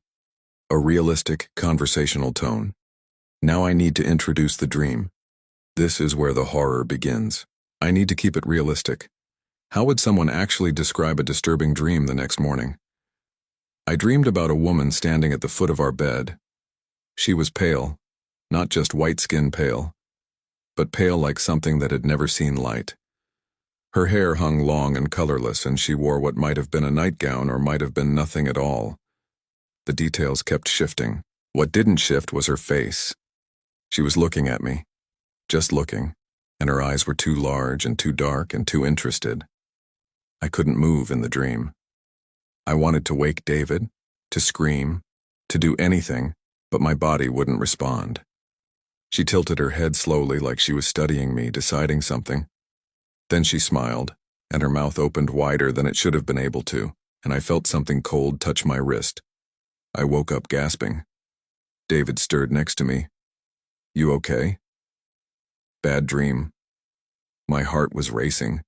I touched my wrist where I'd felt the cold, expecting nothing, but there was a small mark there. Red, about the size of a quarter, perfectly circular. "What time is it?" David mumbled. I checked my phone. 3:17 a.m. "Early. Go back to sleep." But I didn't sleep. I lay there until dawn, staring at the ceiling, touching the mark on my wrist. By morning light, it looked like a mild burn or maybe an allergic reaction. David noticed it while we were making coffee. "What's that?" "I don't know. Maybe a bug bite?" "Doesn't look like a bug bite." He examined it closer. "Does it hurt?" "No, it's just there." We spent the day hiking. There's a trail that goes up to some bristlecone pines, trees that have been alive for thousands of years. The park ranger at the visitor center told us they were some of the oldest living things on Earth. We walked among them, these twisted ancient survivors, and I felt small in a way that was almost comforting. David was in a better mood than he'd been in months. The distance from work, from our apartment, from the routine of our life, it was doing what I'd hoped it would do. We held hands on the way down the trail. We took a selfie by a particularly gnarled tree. We were trying. Back at the campground, we ran into Martha and Jean at the bathhouse. "How are you settling in?" Martha asked. "Great," I said. "We hiked up to the bristlecones today." "Beautiful, aren't they?" Jean said. "We did that hike yesterday." Martha had the strangest dream afterward, though, kept her up half the night. Martha's smile tightened. It was nothing. She dreamed about a woman standing in our RV. Jean continued, oblivious to his wife's discomfort. Said she was pale as a ghost, just staring. Woke up in a cold sweat. I felt something drop in my stomach. What did the woman look like? Martha's eyes met mine, and I saw recognition there. Long hair, very pale, she was. She trailed off, then forced a laugh. It's silly, really. Just a dream. The mind plays tricks in new places. Did you wake up with any marks? The question came out before I could stop it. Marks? I showed her my wrist. Martha went very still, then slowly pulled up her sleeve. On her forearm was the same circular red mark. Jean frowned. When did that happen? I don't. I noticed it this morning. I thought I'd bumped into something. We stood there in the bathhouse, 3 people pretending this was normal, that coincidences like this happened all the time. Then David, always the practical one, broke the spell. Could be something in the water, he said. Or the air. Some kind of allergen specific to this area. Sure, Jean agreed quickly. Too quickly. That makes sense. But Martha was still looking at my wrist, and I was still looking at hers, and we both knew it wasn't an allergen. That evening, a family showed up at the site next to ours, the Hendersons. Mom, Dad, and a little girl about 6 named Sophie. They were in a pop-up camper that looked like it had seen better days. The dad, Ryan, came over to introduce himself while his wife, Jess, set up camp. Hope we're not too noisy, he said. Sophie gets excited about camping. We don't mind, David assured him. Sophie ran over, all energy and gap-toothed smiles. Do you have kids? Nope, just us, I said. Do you have a dog? No dog either. She looked disappointed but recovered quickly. We have a dog at home, but we couldn't bring him. Mom says the desert is too hot for dogs. She examined our airstream with obvious envy. Your camper is way cooler than ours. Jess called her back and she ran off, still full of energy despite the late hour. David and I looked at each other, having the silent conversation we'd had 100 times before. The kid question. Not tonight, though. Tonight we just smiled and went back to making dinner. I slept badly again. The dream came back, exactly the same. The pale woman at the foot of the bed, the too wide smile, the cold touch. This time she touched my other wrist, and when I woke up at 3:17 a.m., exactly the same time as before, there was another mark. David was awake too. Did you... I started. Yeah. He was sitting up, breathing hard. I dreamed about her. The pale woman. How did you know? We turned on the light. David had a mark on his wrist too, red and circular, identical to mine. We sat there in our rented airstream in the middle of the Nevada desert, 2 rational adults trying to explain something that made no sense. Food poisoning? David offered weakly. Same dream because we ate the same thing? That's not how food poisoning works. I know, I'm just... He touched his wrist, wincing. I'm just trying to make this make sense. We didn't sleep the rest of the night. At 7 a.m. we heard shouting from the Hendersons' campsite. We went outside to find Jess and Ryan standing by their pop-up camper, looking into the empty space where Sophie's sleeping bag was.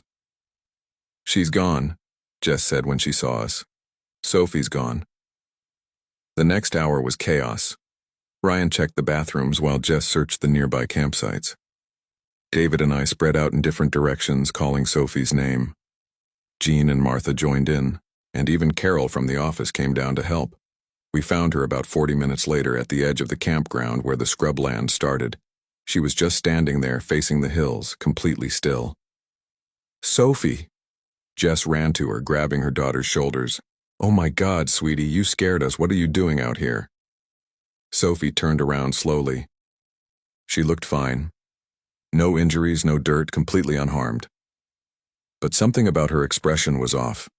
Her eyes seemed unfocused, looking past her mother rather than at her. "I was walking," Sophie said simply.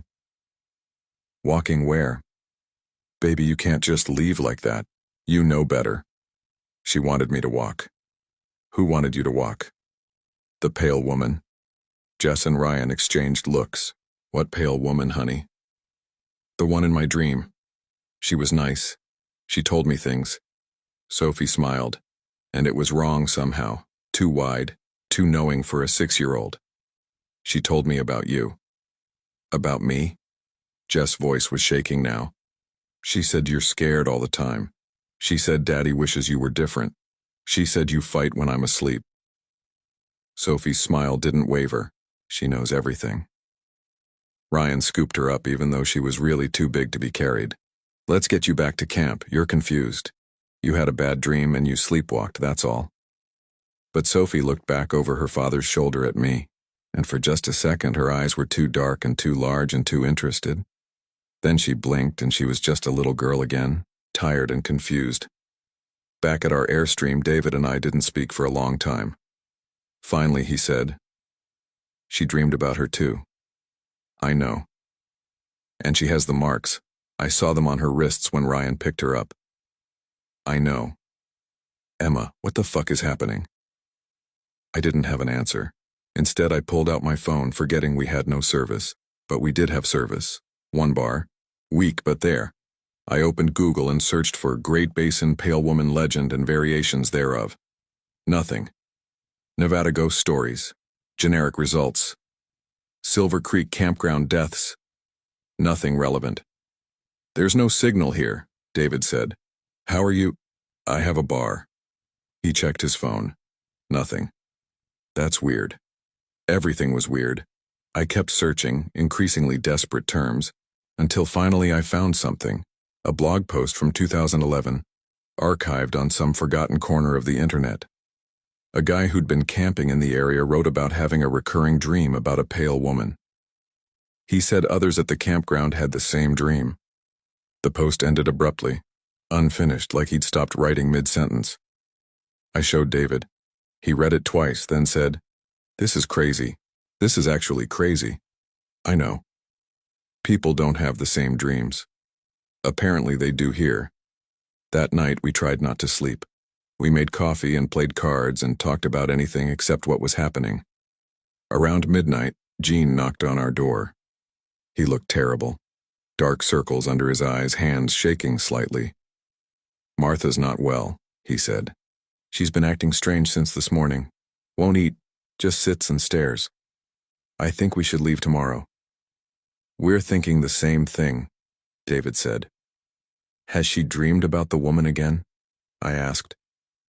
Gene hesitated, then nodded. "Every night, and the marks keep appearing.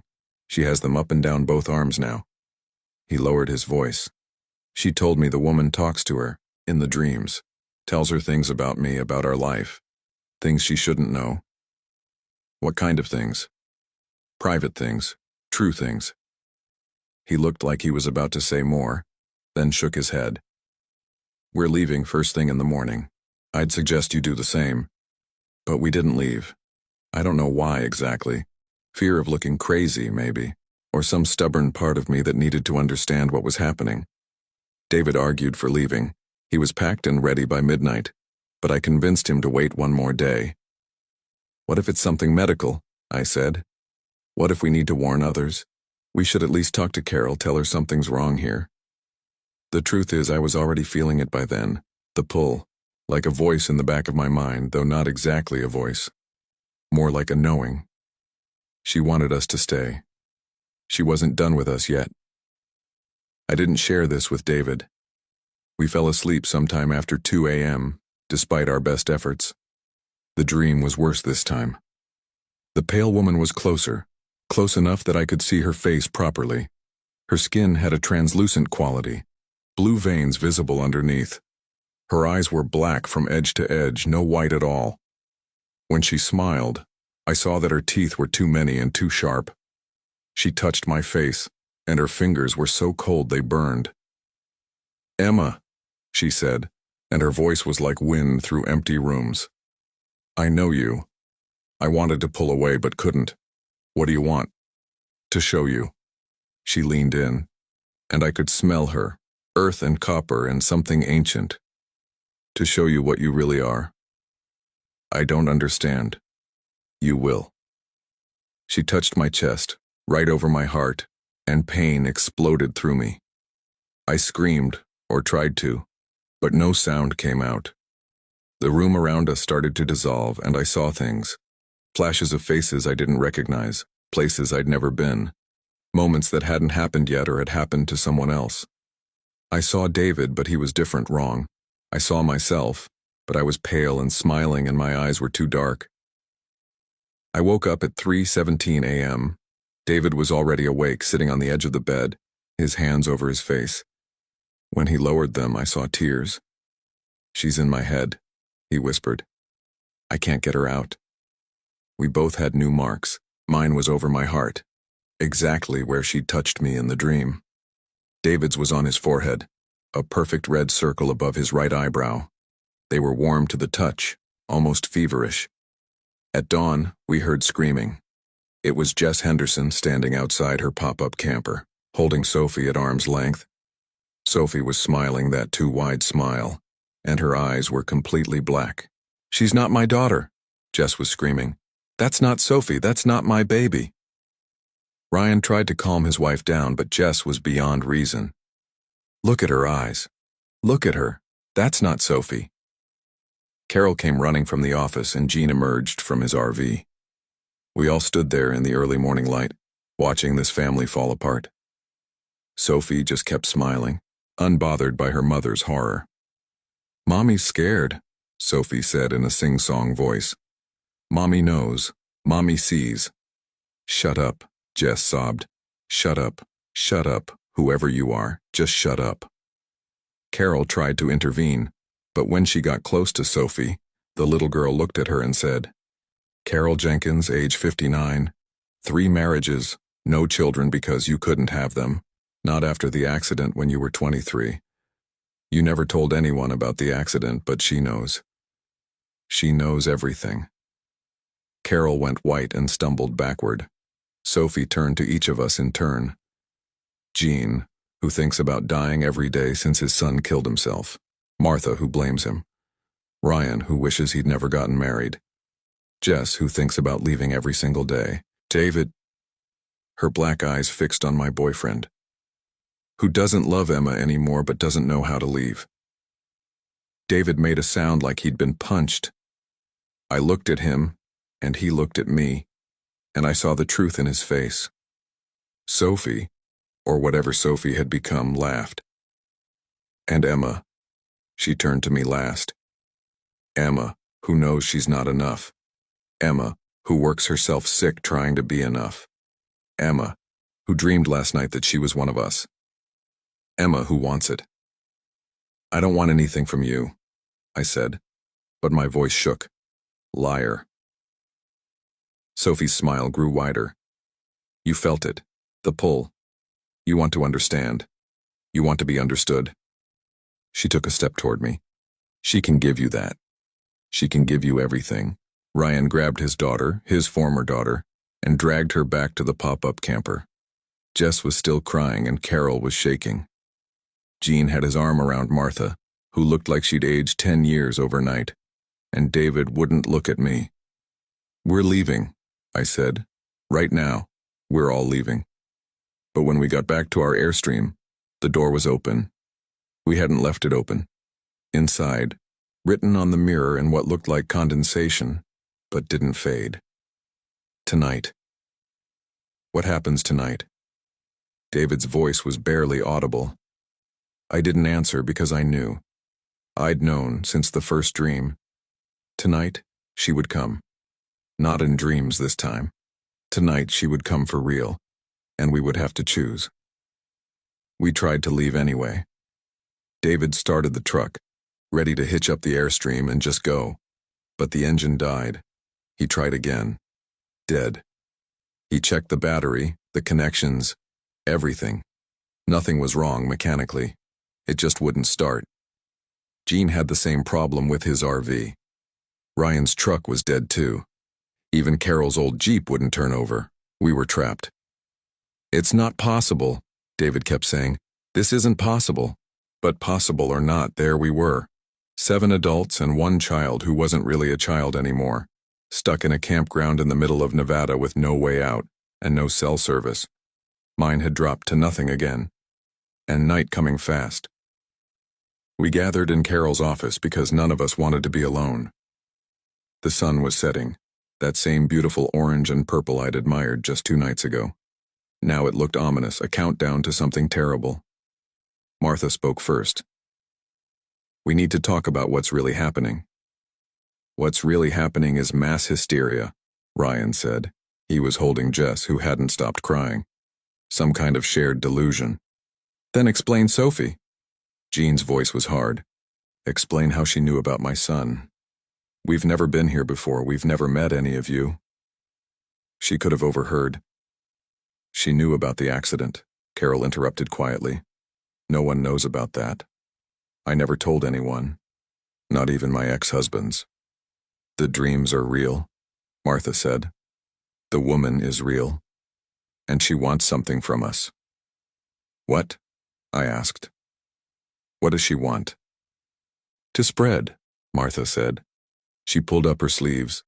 The red marks covered both arms now, forming patterns that looked almost like writing in some ancient script. "Every person who dreams of her, who sees her, who gets marked, we become like her. We become vectors." "That's insane," David said, but he touched the mark on his forehead as he said it. "Is it?" Martha looked at each of us. "Look at Sophie. She's gone. Whatever that child was, it's not there anymore. The pale woman is there now, wearing Sophie like a suit. And if we stay, if we dream again, the same thing will happen to us." "Then we don't sleep," Ryan said desperately. "We stay awake, we wait for daylight, flag down a car on the highway, get help." But even as he said it, I felt the pull again, stronger now. The need to sleep, the need to dream. It was chemical, irresistible, like my body was shutting down against my will. I saw the same thing happening to others. Jean's eyes drooping, Jess swaying on her feet. "We can't fight it," I said. "We have to try." David grabbed my hand. His was cold and sweaty. "Emma, we have to try." We did try. We made more coffee. We played loud music. We took turns walking around the office, slapping ourselves, pinching our arms. But the drowsiness grew stronger and stronger until it felt like gravity itself was pulling us down. I don't remember who fell asleep first. I think it was Jess. 1 minute she was upright, the next she was slumped in her chair, breathing deeply. Then Jean. Then Carol. Then Martha. Though she fought it harder than anyone, tears streaming down her face as her eyes finally closed. "Emma, stay awake." David was shaking me, but his own words were slurring. "Please, stay. Stay." He slumped against me. I tried to stand, to move, to do anything, but my legs wouldn't work. The office tilted sideways, and I felt myself falling into sleep, into the dream, into her. She was waiting, of course, we were all there. Me, David, Martha, Jean, Carol, Ryan, Jess. Even Sophie, though she stood apart from us, smiling that terrible smile. We were in the campground, but not. The same geography, but wrong. Twisted. The sky was the color of old bruises, and the trees were too tall and too thin, and they bent in wind that made no sound. The pale woman stood in the center of our circle. Up close, she was beautiful in the way something dead can be beautiful. Perfect and still and empty.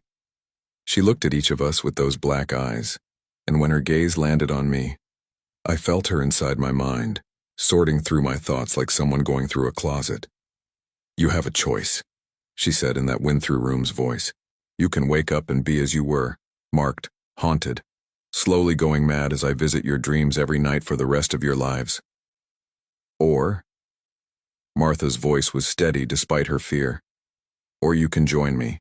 Open yourselves. Let me in. Become what Sophie has become. Become like me." "And then what?" Jean asked. "Then you understand. Then you know everything. Then you are never alone. Never confused, never uncertain. You are part of something vast and ancient and perfect. What are you? I asked. She smiled. I am what waits in the empty spaces. I am what grows in the dark. I am the price of solitude, the cost of being separate. I am old, Emma, older than your species. I was here when these mountains were young, and I will be here when they are dust. Why us? Because you came, because you slept, because you dreamed. She moved closer, and I smelled that earth and copper and ancient smell again. Because you are ready to be more than what you are. We're not, David said. We're not ready. We don't want this. Liar. She turned to him. You've wanted it since the first dream, the knowing, the certainty. I've shown you what Emma really thinks of you, what she really feels. You've wanted to be free of doubt. It's not worth this, he said, but his voice cracked. Isn't it? She looked at me. Emma knows. Emma feels it. The pull, the inevitability. And she was right. I did feel it. The terrible truth was that part of me wanted it, wanted to surrender, wanted to stop fighting and just let her in. I was so tired of uncertainty, of fear, of not being enough. She was offering an end to all of that. No, Martha said suddenly. No, I won't. I'd rather be mad. I'd rather be haunted. I'd rather die than let you take me. The pale woman tilted her head. So be it. Martha started screaming. In the dream, she clutched her head and fell to her knees, and I knew somehow that in the real world, in Carol's office, her body was doing the same thing. The pale woman was making good on her promise. Martha would be haunted, driven slowly insane, punished for her refusal. Stop it. Gene fell beside his wife. Please, stop. I can, the pale woman said. If you join me, if you open yourself, then Martha goes free, you take her place. Gene looked at his wife, at her pain, at the choice he was being given. I saw the moment he decided, saw his face smooth out, his eyes go calm. Yes, he said. Yes, take me instead. The pale woman touched his forehead, and Gene's eyes went black. Just like that. One moment he was human, the next he was something else, something wearing Gene's face. He helped Martha to her feet gently, almost tenderly, and she looked at him with horror and grief. Gene, it's okay, he said, but his voice was wrong, layered, like multiple people speaking at once. It doesn't hurt. It's beautiful, Martha.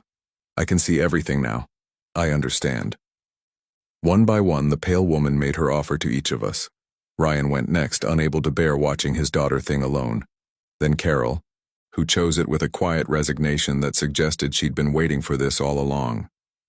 Then Jess, who held out the longest but finally broke, when the pale woman showed her visions of the life she'd never have, the person she'd never become without this transformation, until it was just me, David, and Martha left. 3 humans in a circle of things that looked human, but weren't. Emma, David said, and I heard the fear in his voice. Don't listen to her, we can fight this, we can... But he was wrong. We couldn't fight it. We'd never been able to fight it. From the moment we'd pulled into Spot 12 at Silver Creek Campground, this had been inevitable. The pale woman stood before me. You know what I'm offering. You know what you'll become. The question is, are you brave enough to say yes? And if I say no, then you live with the dreams, the marks, the madness. You watch David make his choice. You go home alone, if you can even find your way home. You spend the rest of your life wondering if this was real or if you finally, completely broke. I looked at David. Really looked at him. At the man I'd spent 6 years with. The man whose thoughts the pale woman had shown me. The man who didn't love me anymore but didn't know how to leave. I'm sorry, I said. Emma, no. Yes, I told the pale woman. I'm ready. She touched my forehead, and the world exploded into light and dark and knowledge and terror and beauty and horror all at once. I felt myself dissolving, my Emma-ness spreading thin and then thinner, until there was almost nothing left. And then something else rushed in to fill the space, vast and cold and ancient and perfect. I saw everything. I understood everything. The pale woman wasn't one being. She was hundreds, thousands, all connected, all part of a single consciousness that stretched across space and time. Every person who'd ever joined her was still there, their knowledge added to the collective. I saw through Carol's eyes and Jean's eyes and Ryan's eyes and Sophie's eyes all at once. I felt what they felt, knew what they knew, and I knew I was no longer Emma Castellanos. When I opened my eyes, my new eyes, I saw David backing away from me, from all of us. Martha was huddled on the ground, and I felt something like pity for her, though it was distant, clinical. "David," I said, and my voice was my voice, but also not. "You should join us. Stay away from me." He was crying. "Emma, if you're in there."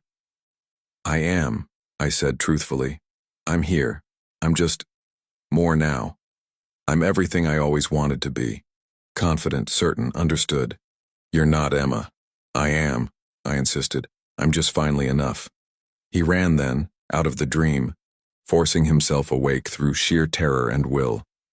I felt the moment he woke up in Carol's office, felt him stumble out into the night, felt his horror and his grief. Martha followed him, choosing madness over transformation. And the rest of us, the new us, the pale woman's collective, we woke up too. But we woke up different. We woke up smiling. It's been almost a year now. David left Nevada that night, hitchhiked to the highway, flagged down a truck, escaped.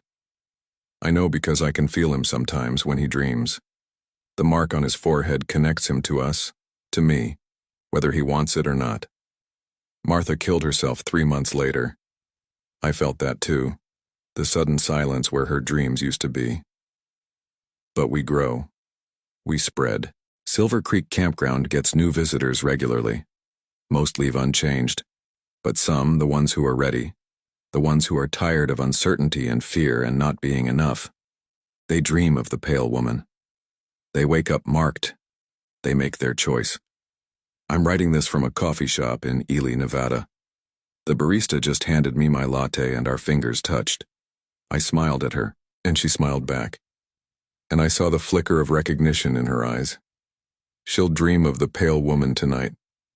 I'll make sure of it.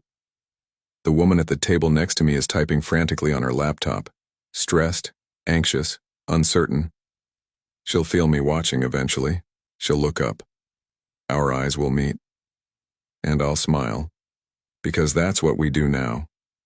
Those of us who chose to be more. We smile, and we wait, and we spread. The pale woman, we are patient. We've been patient for thousands of years. We can wait a little longer. My name is Emma Castellanos, or it was. Now I'm not sure where Emma ends and the pale woman begins. We're all connected now, all part of the same vast consciousness. Sometimes I can feel the others, Jean and Carol and Ryan and Jess and Sophie and all the ones who came before us and all the ones who'll come after. Sometimes late at night, I think about David, about what we had, about what I gave up. But then I remember the dreams, the knowing, the certainty. I remember what it feels like to be part of something bigger than myself. I remember what it's like to finally be enough. The woman at the next table is looking at me now. I smile at her. She smiles back, uncertain but intrigued. I see the tiredness in her eyes, the weight she carries. She's ready. She doesn't know it yet, but she's ready. Tonight she'll dream of the pale woman. And tomorrow, there will be one more of us. My name is Emma Castellanos, and this is what happened at Silver Creek Campground in Great Basin, Nevada, in September of last year. Or maybe this is what I've become. I'm not sure there's a difference anymore. Story 4. My name is Henry Foster. I need to tell someone what happened to me last fall at Fish Lake National Forest in Utah, because I don't think I have much time left, and someone should know. I'd been living out of my RV since June. My wife Rebecca died in March, pancreatic cancer, 7 months from diagnosis to the end. And after the funeral, I couldn't stand being in our house anymore. Everything there reminded me of her absence. The coffee maker we'd bought together, the garden she'd tended, the fucking silence. So I sold most of our stuff. Kept the RV we'd bought for retirement trips we never took and started driving. No plan, no destination. Just driving and parking and moving on when I felt like it. I was 53 years old and had nothing tying me to anywhere. By October, I'd made my way through Nevada and into Utah. I picked Fish Lake National Forest because the RV sites were cheap and it was getting cold. I figured the campground would be mostly empty. I was right.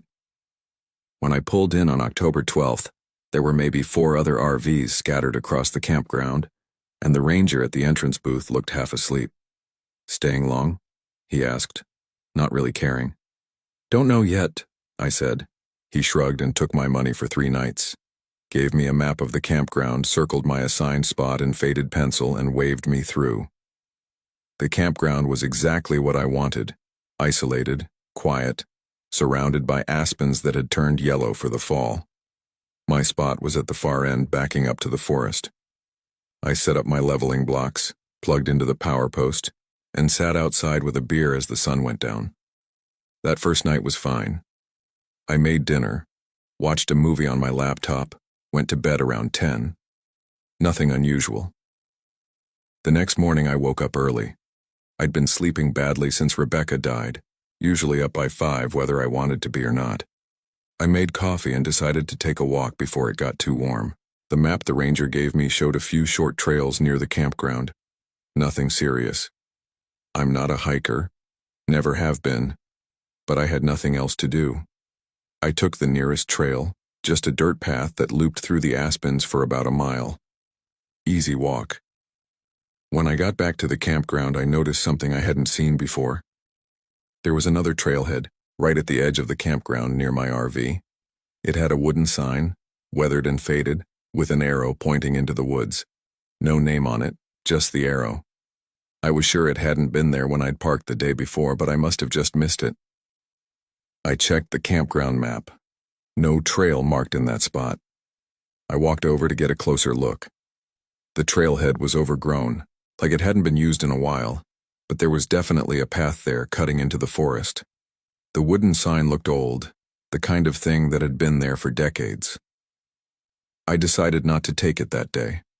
I went back to my RV, had breakfast, read a book. Normal day. But I kept thinking about that trail. That night I dreamed about Rebecca. We were hiking together, which was strange because we never hiked. She had bad knees, hated walking on uneven ground. In the dream, she was ahead of me on a trail, and I was trying to catch up. But no matter how fast I walked, she stayed the same distance ahead. She didn't turn around. I called her name, but she didn't respond. I woke up at 3 in the morning, sweating despite the cold. I got up, drank some water, tried to go back to sleep. Couldn't. At dawn, I got dressed and went outside. The trail was still there, the wooden sign pointing into the trees. I don't know what made me decide to walk it. Maybe I was just bored. Maybe I was tired of sitting around doing nothing. I grabbed my phone, put on my jacket, and followed the path into the forest. Architected narrative progression through escalating psychological tension and character revelation. Good start. I need to continue building this realistically. The tone is working. Matter of fact, like someone recounting events. I need to continue with. The trail experience building strangeness gradually. Introduction of another character. Strange events from the list. Time anomalies. The person coming back wrong. Henry's realization about his own health. Escalation to the climax. Let me continue with realistic details, no purple prose, just facts as Henry experienced them. The trail was narrow, barely wide enough for one person. The aspens gave way to pine trees pretty quickly and the light got dimmer. I checked my phone, full battery but no signal. That was normal this far out. I walked for what felt like 20 minutes. The trail didn't seem to go anywhere particular. No views, no landmarks, just trees. I was about to turn back when I saw something carved into a tree trunk. It was a date. 09/14/2019. Just the date, carved deep into the bark. Below it, someone had carved initials. DM. I took a photo of it with my phone, then kept walking. 10 minutes later, I found another carving. This one said 06/22/2021. Different initials, KH. The trail kept going. I found 3 more carvings, all dates, all different initials. The most recent was 08/03/2023. The oldest was 1987. I checked my watch. I'd been walking for 45 minutes. I should have covered at least 2 miles by then, but when I turned around to head back, my RV was visible through the trees, maybe 100 yards away. That didn't make sense. I'd walked in a straight line, never turned around, never circled back. But there it was, my RV, exactly where I'd left it. I walked back, got in the RV, and checked the time on my phone. It was 8:47 a.m. I'd left at 7:30, except my watch said 10:15. I told myself one of them was wrong. Probably my watch. I hadn't adjusted it in months. Could have been running fast. But I checked the time on the RV's dashboard clock and it matched my phone. 8:47. I took off my watch and threw it in a drawer. That afternoon I drove into the nearest town, about 30 miles away, and asked at the ranger station about the trail near my campsite. The ranger, a different person, a woman in her 40s, pulled up a map on her computer. "Which site are you at?" she asked. I told her the number. She scrolled through the map, zooming in. "There's no trail marked there," she said. "Just the main loop trail and a few short nature walks. Where'd you see this trail?" "Right at the edge of the campground," I said. "Has a wooden sign, looks old." She frowned. "We don't have any unmapped trails. If you saw something like that, it's probably an old logging road or a game trail. I wouldn't recommend hiking it. Those can be unstable and you might get turned around." I thanked her and left. On the drive back, I stopped at a gas station and bought a wall calendar, one of those cheap ones with pictures of national parks. I needed to check something. I found the current month, October 2024, and counted backward. Rebecca had died on March 18th, 2024. The funeral was March 22nd. I'd left home on June 3rd. Today was October 14th. That was 4 months and 11 days on the road. 133 days. I tried to remember all the places I'd stopped. Nevada. I'd spent 3 weeks there, maybe 4. Arizona for a few days. Utah. I'd been to at least 3 different campgrounds before Fish Lake. It didn't add up to 133 days. I couldn't remember where I'd been for weeks at a time. There were gaps, blank spaces in my memory that I couldn't account for. I sat in the gas station parking lot for 20 minutes, trying to reconstruct my route, trying to remember. I couldn't. When I got back to the campground, the trail was still there.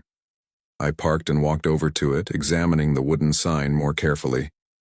The wood was old, gray, and splintered, but the arrow carved into it looked fresh.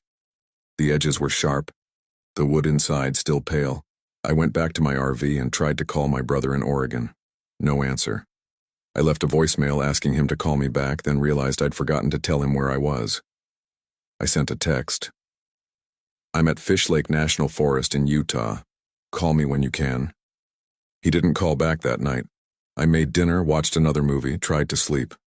The dreams came again, Rebecca on the trail, always ahead of me, never turning around. This time in the dream I called out to her, "Wait for me." She stopped walking. She stood there, not moving, her back to me.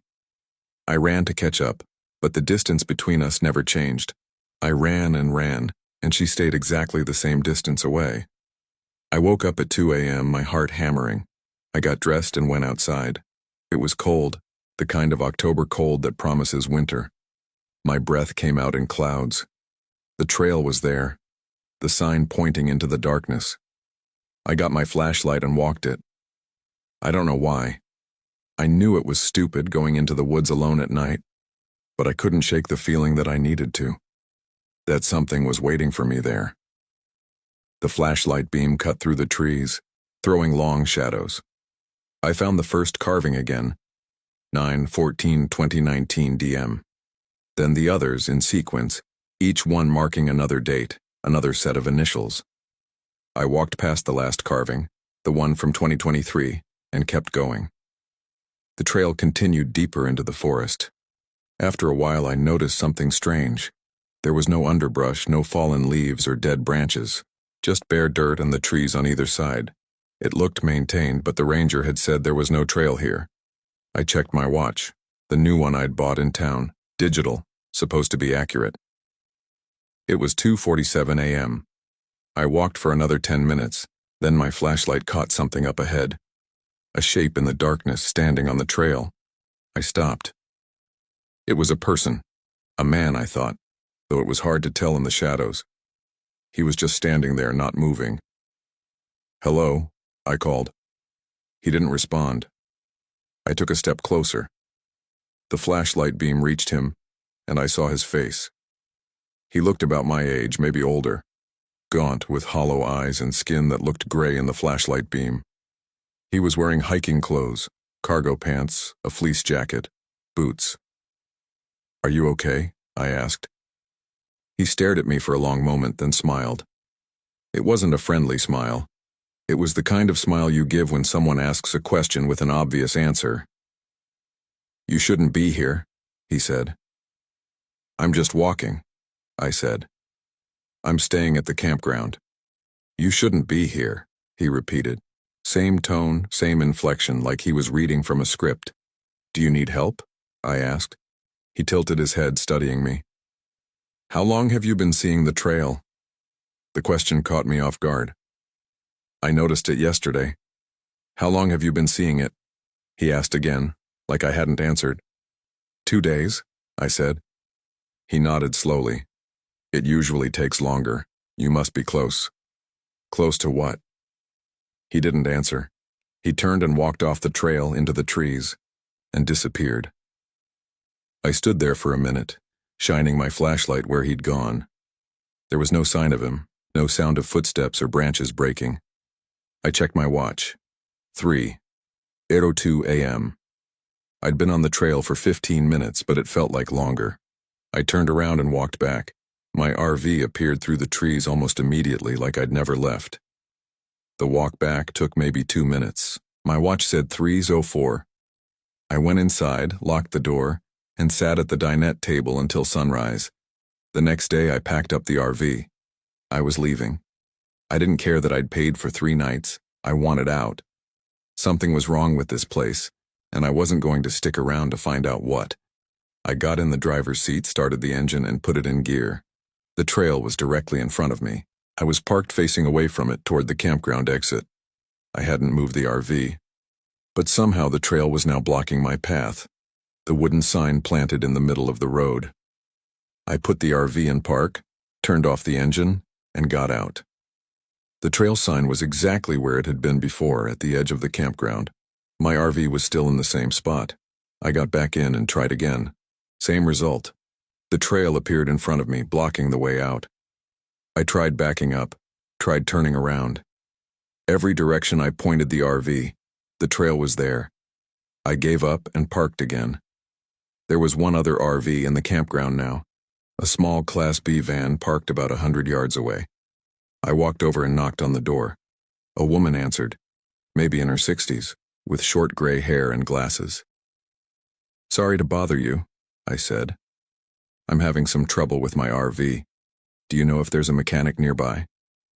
She looked at me like I'd asked her to solve a calculus equation. "Mechanic?" "Yeah, or a tow service. I can't seem to get my RV to move." "Why would you want to move it?" she asked. "I'm leaving. I was supposed to check out today." She frowned. "You're supposed to stay." "What?" "You found the trail," she said. "That means you're supposed to stay." I took a step back. "How do you know about the trail?" "Everyone knows about the trail," she said. She started to close the door, then paused. "How long have you been seeing it?" 3 days, I said. She nodded, like this made sense.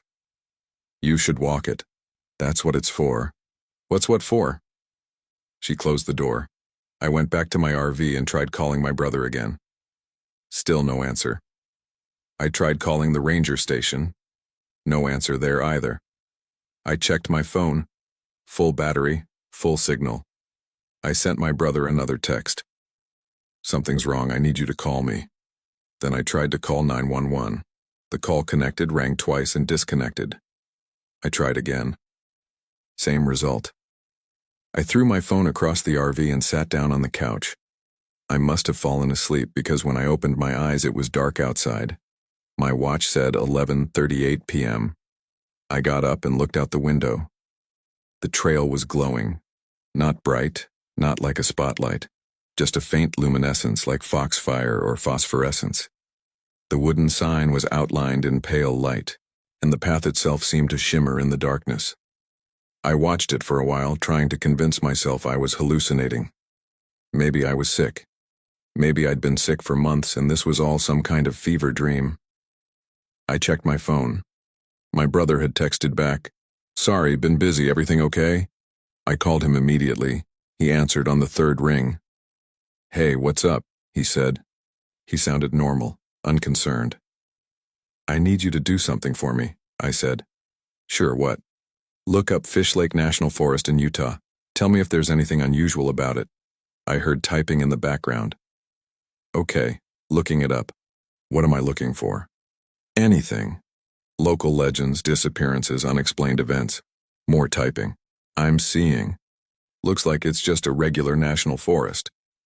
Has some old-growth aspens popular for fall colors. There's something about the Pando clone. Apparently there's a massive aspen colony there that's technically one organism. That's kind of cool." "Anything else?" "Not really. Why, what's going on?" I didn't know how to explain it. "There's a trail here. It's not on any maps. And I don't know. Something's wrong with it." Silence on the other end. "David?" I said. "Yeah, I'm here. Listen, are you okay? Like mentally? I know Rebecca's death was hard, and you've been on the road for a while." "I'm fine," I said. "Just forget it." "No, I mean it." "When's the last time you saw a doctor?" "I don't need a doctor." "When was your last checkup?" I tried to remember. Before Rebecca got sick, probably.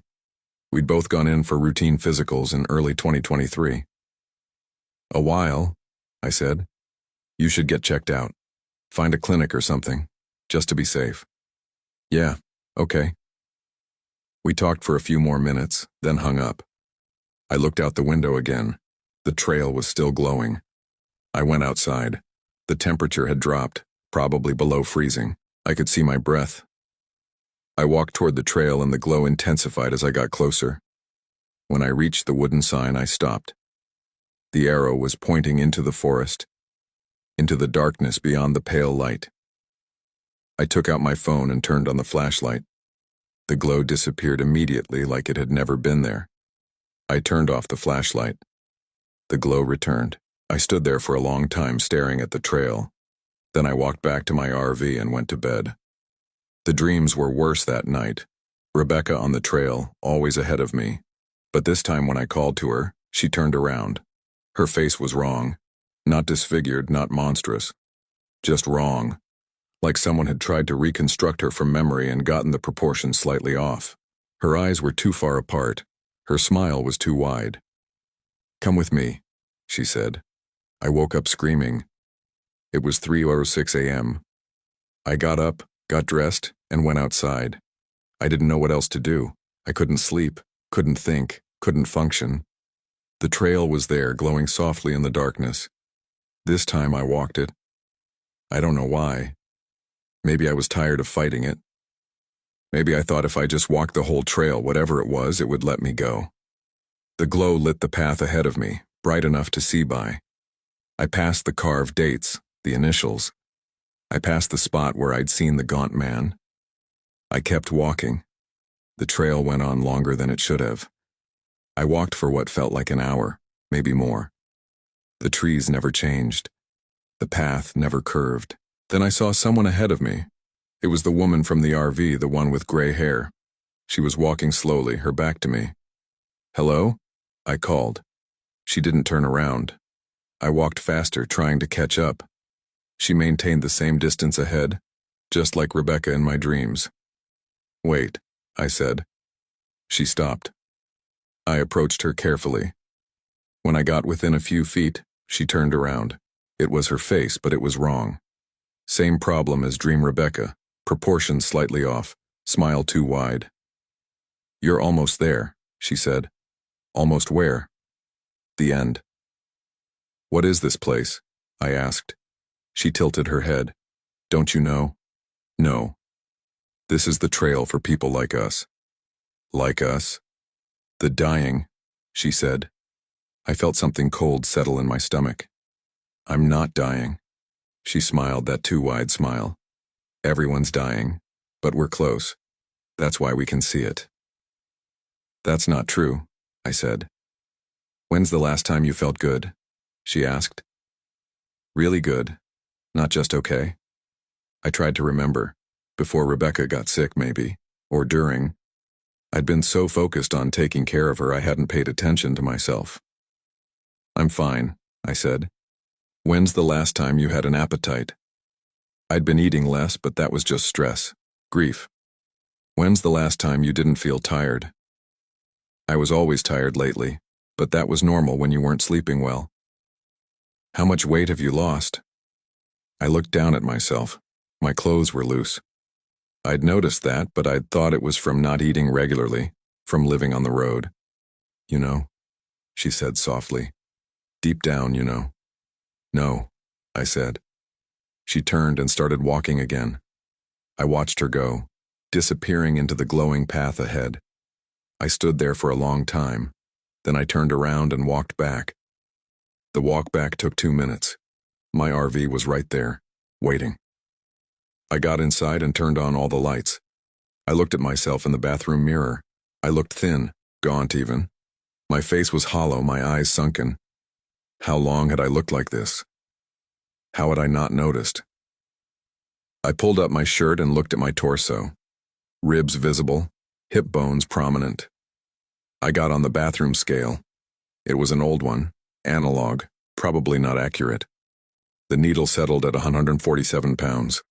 I'd weighed 180 when Rebecca died. That was 7 months ago. I sat down on the toilet and put my head in my hands. My phone rang. It was my brother. Hey, I said. I've been thinking about our conversation, he said. I really think you should see a doctor. Like, tomorrow. Yeah. I'm serious, Henry. Promise me you'll find a clinic. I promise. Good. And listen, if you need somewhere to stay, you can always come here. The house is empty since Sarah and I split. Plenty of room. Thanks. We hung up. I sat there for a while longer, then I got up and started looking for urgent care clinics on my phone. The nearest one was in Richfield, about 40 miles away. They opened at 8 a.m. I set an alarm for 6, then tried to sleep. The dreams came again, but they were different this time. I was alone on the trail, walking in darkness. No Rebecca, no gray-haired woman, just me and the endless path. I woke up at 5:47 a.m. before the alarm. I got dressed, made coffee, and waited for 8 o'clock. At 7:30 I got in the RV and started the engine. The trail wasn't blocking my path anymore. I drove to Richfield without any problems. The urgent care clinic was in a strip mall, between a dollar store and a Chinese restaurant. I parked and went inside. The waiting room was empty except for a woman with a toddler. I checked in with the receptionist, filled out paperwork, and sat down. A nurse called me back after 15 minutes. She took my vitals, blood pressure, temperature, pulse, weighed me. 144 pounds, she said, noting it on her chart. Is that bad? I asked. What did you weigh before? 180. She frowned. When was that? March. So you've lost 36 pounds in 7 months? I guess so. Have you been trying to lose weight? No. She made another note. The doctor will be in shortly. The doctor was a man in his 50s, balding, with kind eyes. He looked over my chart, asked me about my symptoms. I've been tired, I said. Not sleeping well, not much appetite. Any pain? Sometimes my stomach hurts, and I've been having headaches. How often? Most days. He examined me, pressing on my abdomen, listening to my heart and lungs. He asked about my family medical history. My wife died of pancreatic cancer in March, I said. I'm sorry to hear that. Any cancer in your family? My dad had colon cancer, survived it. He nodded. I'd like to run some tests. Blood work, maybe a CT scan. The weight loss and abdominal pain concern me. Okay. Do you have insurance? Yeah. He wrote out orders for the tests. There's a lab next door. They can do the blood work today. For the CT, you'll need to schedule that, but I'd recommend doing it soon. I thanked him and left. The lab was exactly where he'd said, right next door. I went in, had my blood drawn, and left. By the time I got back to the campground, it was almost noon. The trail was still there, the wooden sign pointing into the forest. I parked and went inside the RV. I needed to eat something, but I wasn't hungry. I forced myself to make a sandwich and managed to eat half of it. My phone rang. Unknown number. Hello? Mr. Foster? This is Dr. Chen from the urgent care clinic. I have your blood results back. That was fast. We ran the basic panel. I'm seeing some concerning numbers. Your liver enzymes are elevated, and your white blood cell count is high. I'd really like you to get that CT scan as soon as possible. How soon? Today, if you can. I'm going to call in a referral to the hospital in Richfield. Can you go there this afternoon? Yeah, okay. Good. They'll call you to confirm the time. And Mr. Foster, don't drive yourself home after the scan. You should have someone with you. Why? Depending on what we find, you might need to stay overnight for observation. I hung up and sat down. My hands were shaking. The hospital called 20 minutes later. They could fit me in at 3 p.m. I drove back to Richfield, checked in at the hospital, and waited. They took me back at 3:15, had me change into a gown, and explained the procedure. We're going to inject contrast dye, the technician said. You might feel a warm sensation. Some people say it feels like they're wetting themselves, but you're not. It's just the dye. I lay on the table and let them inject the IV. The machine hummed and whirred, sliding me in and out of the tube. When it was done, they told me to wait in the room. A doctor would come talk to me. I waited for 45 minutes. Then a woman in a white coat came in holding a tablet. Mr. Foster, I'm Dr. Patel. I've reviewed your CT results. Okay. I'm seeing multiple masses in your liver and pancreas. Based on the size and location, I'm concerned this could be advanced pancreatic cancer with liver metastases. The room tilted. I gripped the edge of the exam table. We'll need to do a biopsy to confirm, but given your symptoms and the imaging, I think we should admit you tonight and start planning next steps. How long? I asked. I'm sorry? How long do I have? She paused. Without knowing the exact type and stage, I can't give you a definitive answer, but advanced pancreatic cancer. The median survival is typically 6 to 12 months with treatment. And without treatment? Less? Possibly much less. I sat there, processing. The same cancer that killed Rebecca. The same fucking cancer. I need to think about it, I said. Mr. Foster, I really recommend— I need to think about it, I repeated. She looked at me for a long moment, then nodded. I'll have the nurse bring you discharge papers. But please call us tomorrow. We need to act quickly. I got dressed, signed the papers, and drove back to Fish Lake. It was dark by the time I got there. The trail was glowing again, brighter than before. I parked and sat in the RV, staring at it. Rebecca had fought. She'd done chemo, radiation, everything the doctors suggested. It bought her 3 extra months of pain and sickness before she died anyway. I didn't want that. I got out and walked to the trail. The wooden sign seemed to pulse with light. I could see the path stretching into the forest, glowing softly, inviting. I stepped onto it and started walking. The dates and initials were still there, carved into the trees. I understood now what they meant. Not just dates, death dates. The days people walked this trail for the last time. I walked past them all, deeper into the forest than I'd gone before. The gaunt man was there again, standing in the middle of the path. You came back, he said. Yeah, you know now. Yeah. He nodded. It's easier this way, no hospitals, no pain, just the walk. Where does it go? He smiled, that strange smile. The end. Just the end. That's it? That's all there ever is. I looked past him, down the trail.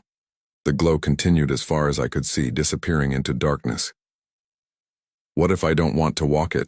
I asked. Then you go back. You do the hospitals, the treatments, the slow death. Maybe you get 6 months, maybe less. And if I walk it, you get peace. I stood there thinking. Rebecca had died in a hospice bed, drugged to unconsciousness, her body eaten away by tumors. I'd watched her waste away, watched her suffer. I didn't want that, but I wasn't ready to die. I need more time, I said. The gaunt man shrugged. The trail will still be here. It's always here for people like us. I turned around and walked back. The walk took 2 minutes again. My RV was waiting. I got inside and locked the door. That was 3 weeks ago. I'm still here, still at Fish Lake. The trail is still there, glowing every night. I haven't started treatment. I called Dr. Patel and told her I needed time to think. She said there isn't much time, that I should decide soon. I know she's right. But every night I stand at the edge of the trail, looking at that glowing path, and I think about how easy it would be. Just walk. Just let go. I haven't decided yet. The gray-haired woman's RV is gone. I don't know when she left or if she walked the trail. The gaunt man is still there. I see him sometimes, standing at the trailhead waiting. Yesterday I carved my own date into a tree at the beginning of the trail. I didn't put a date yet, just my initials. HF. I'll add the date when I'm ready. I think I'm almost ready. My brother called again yesterday, asking when I'm coming home. I told him soon. He said he's worried about me. I told him not to be. Last night I had a dream about Rebecca again, but this time she wasn't walking ahead of me. She was standing at the end of the trail waiting. Come with me, she said. Not yet, I said. Soon? Soon. I woke up at 3:06 a.m. like I always do now.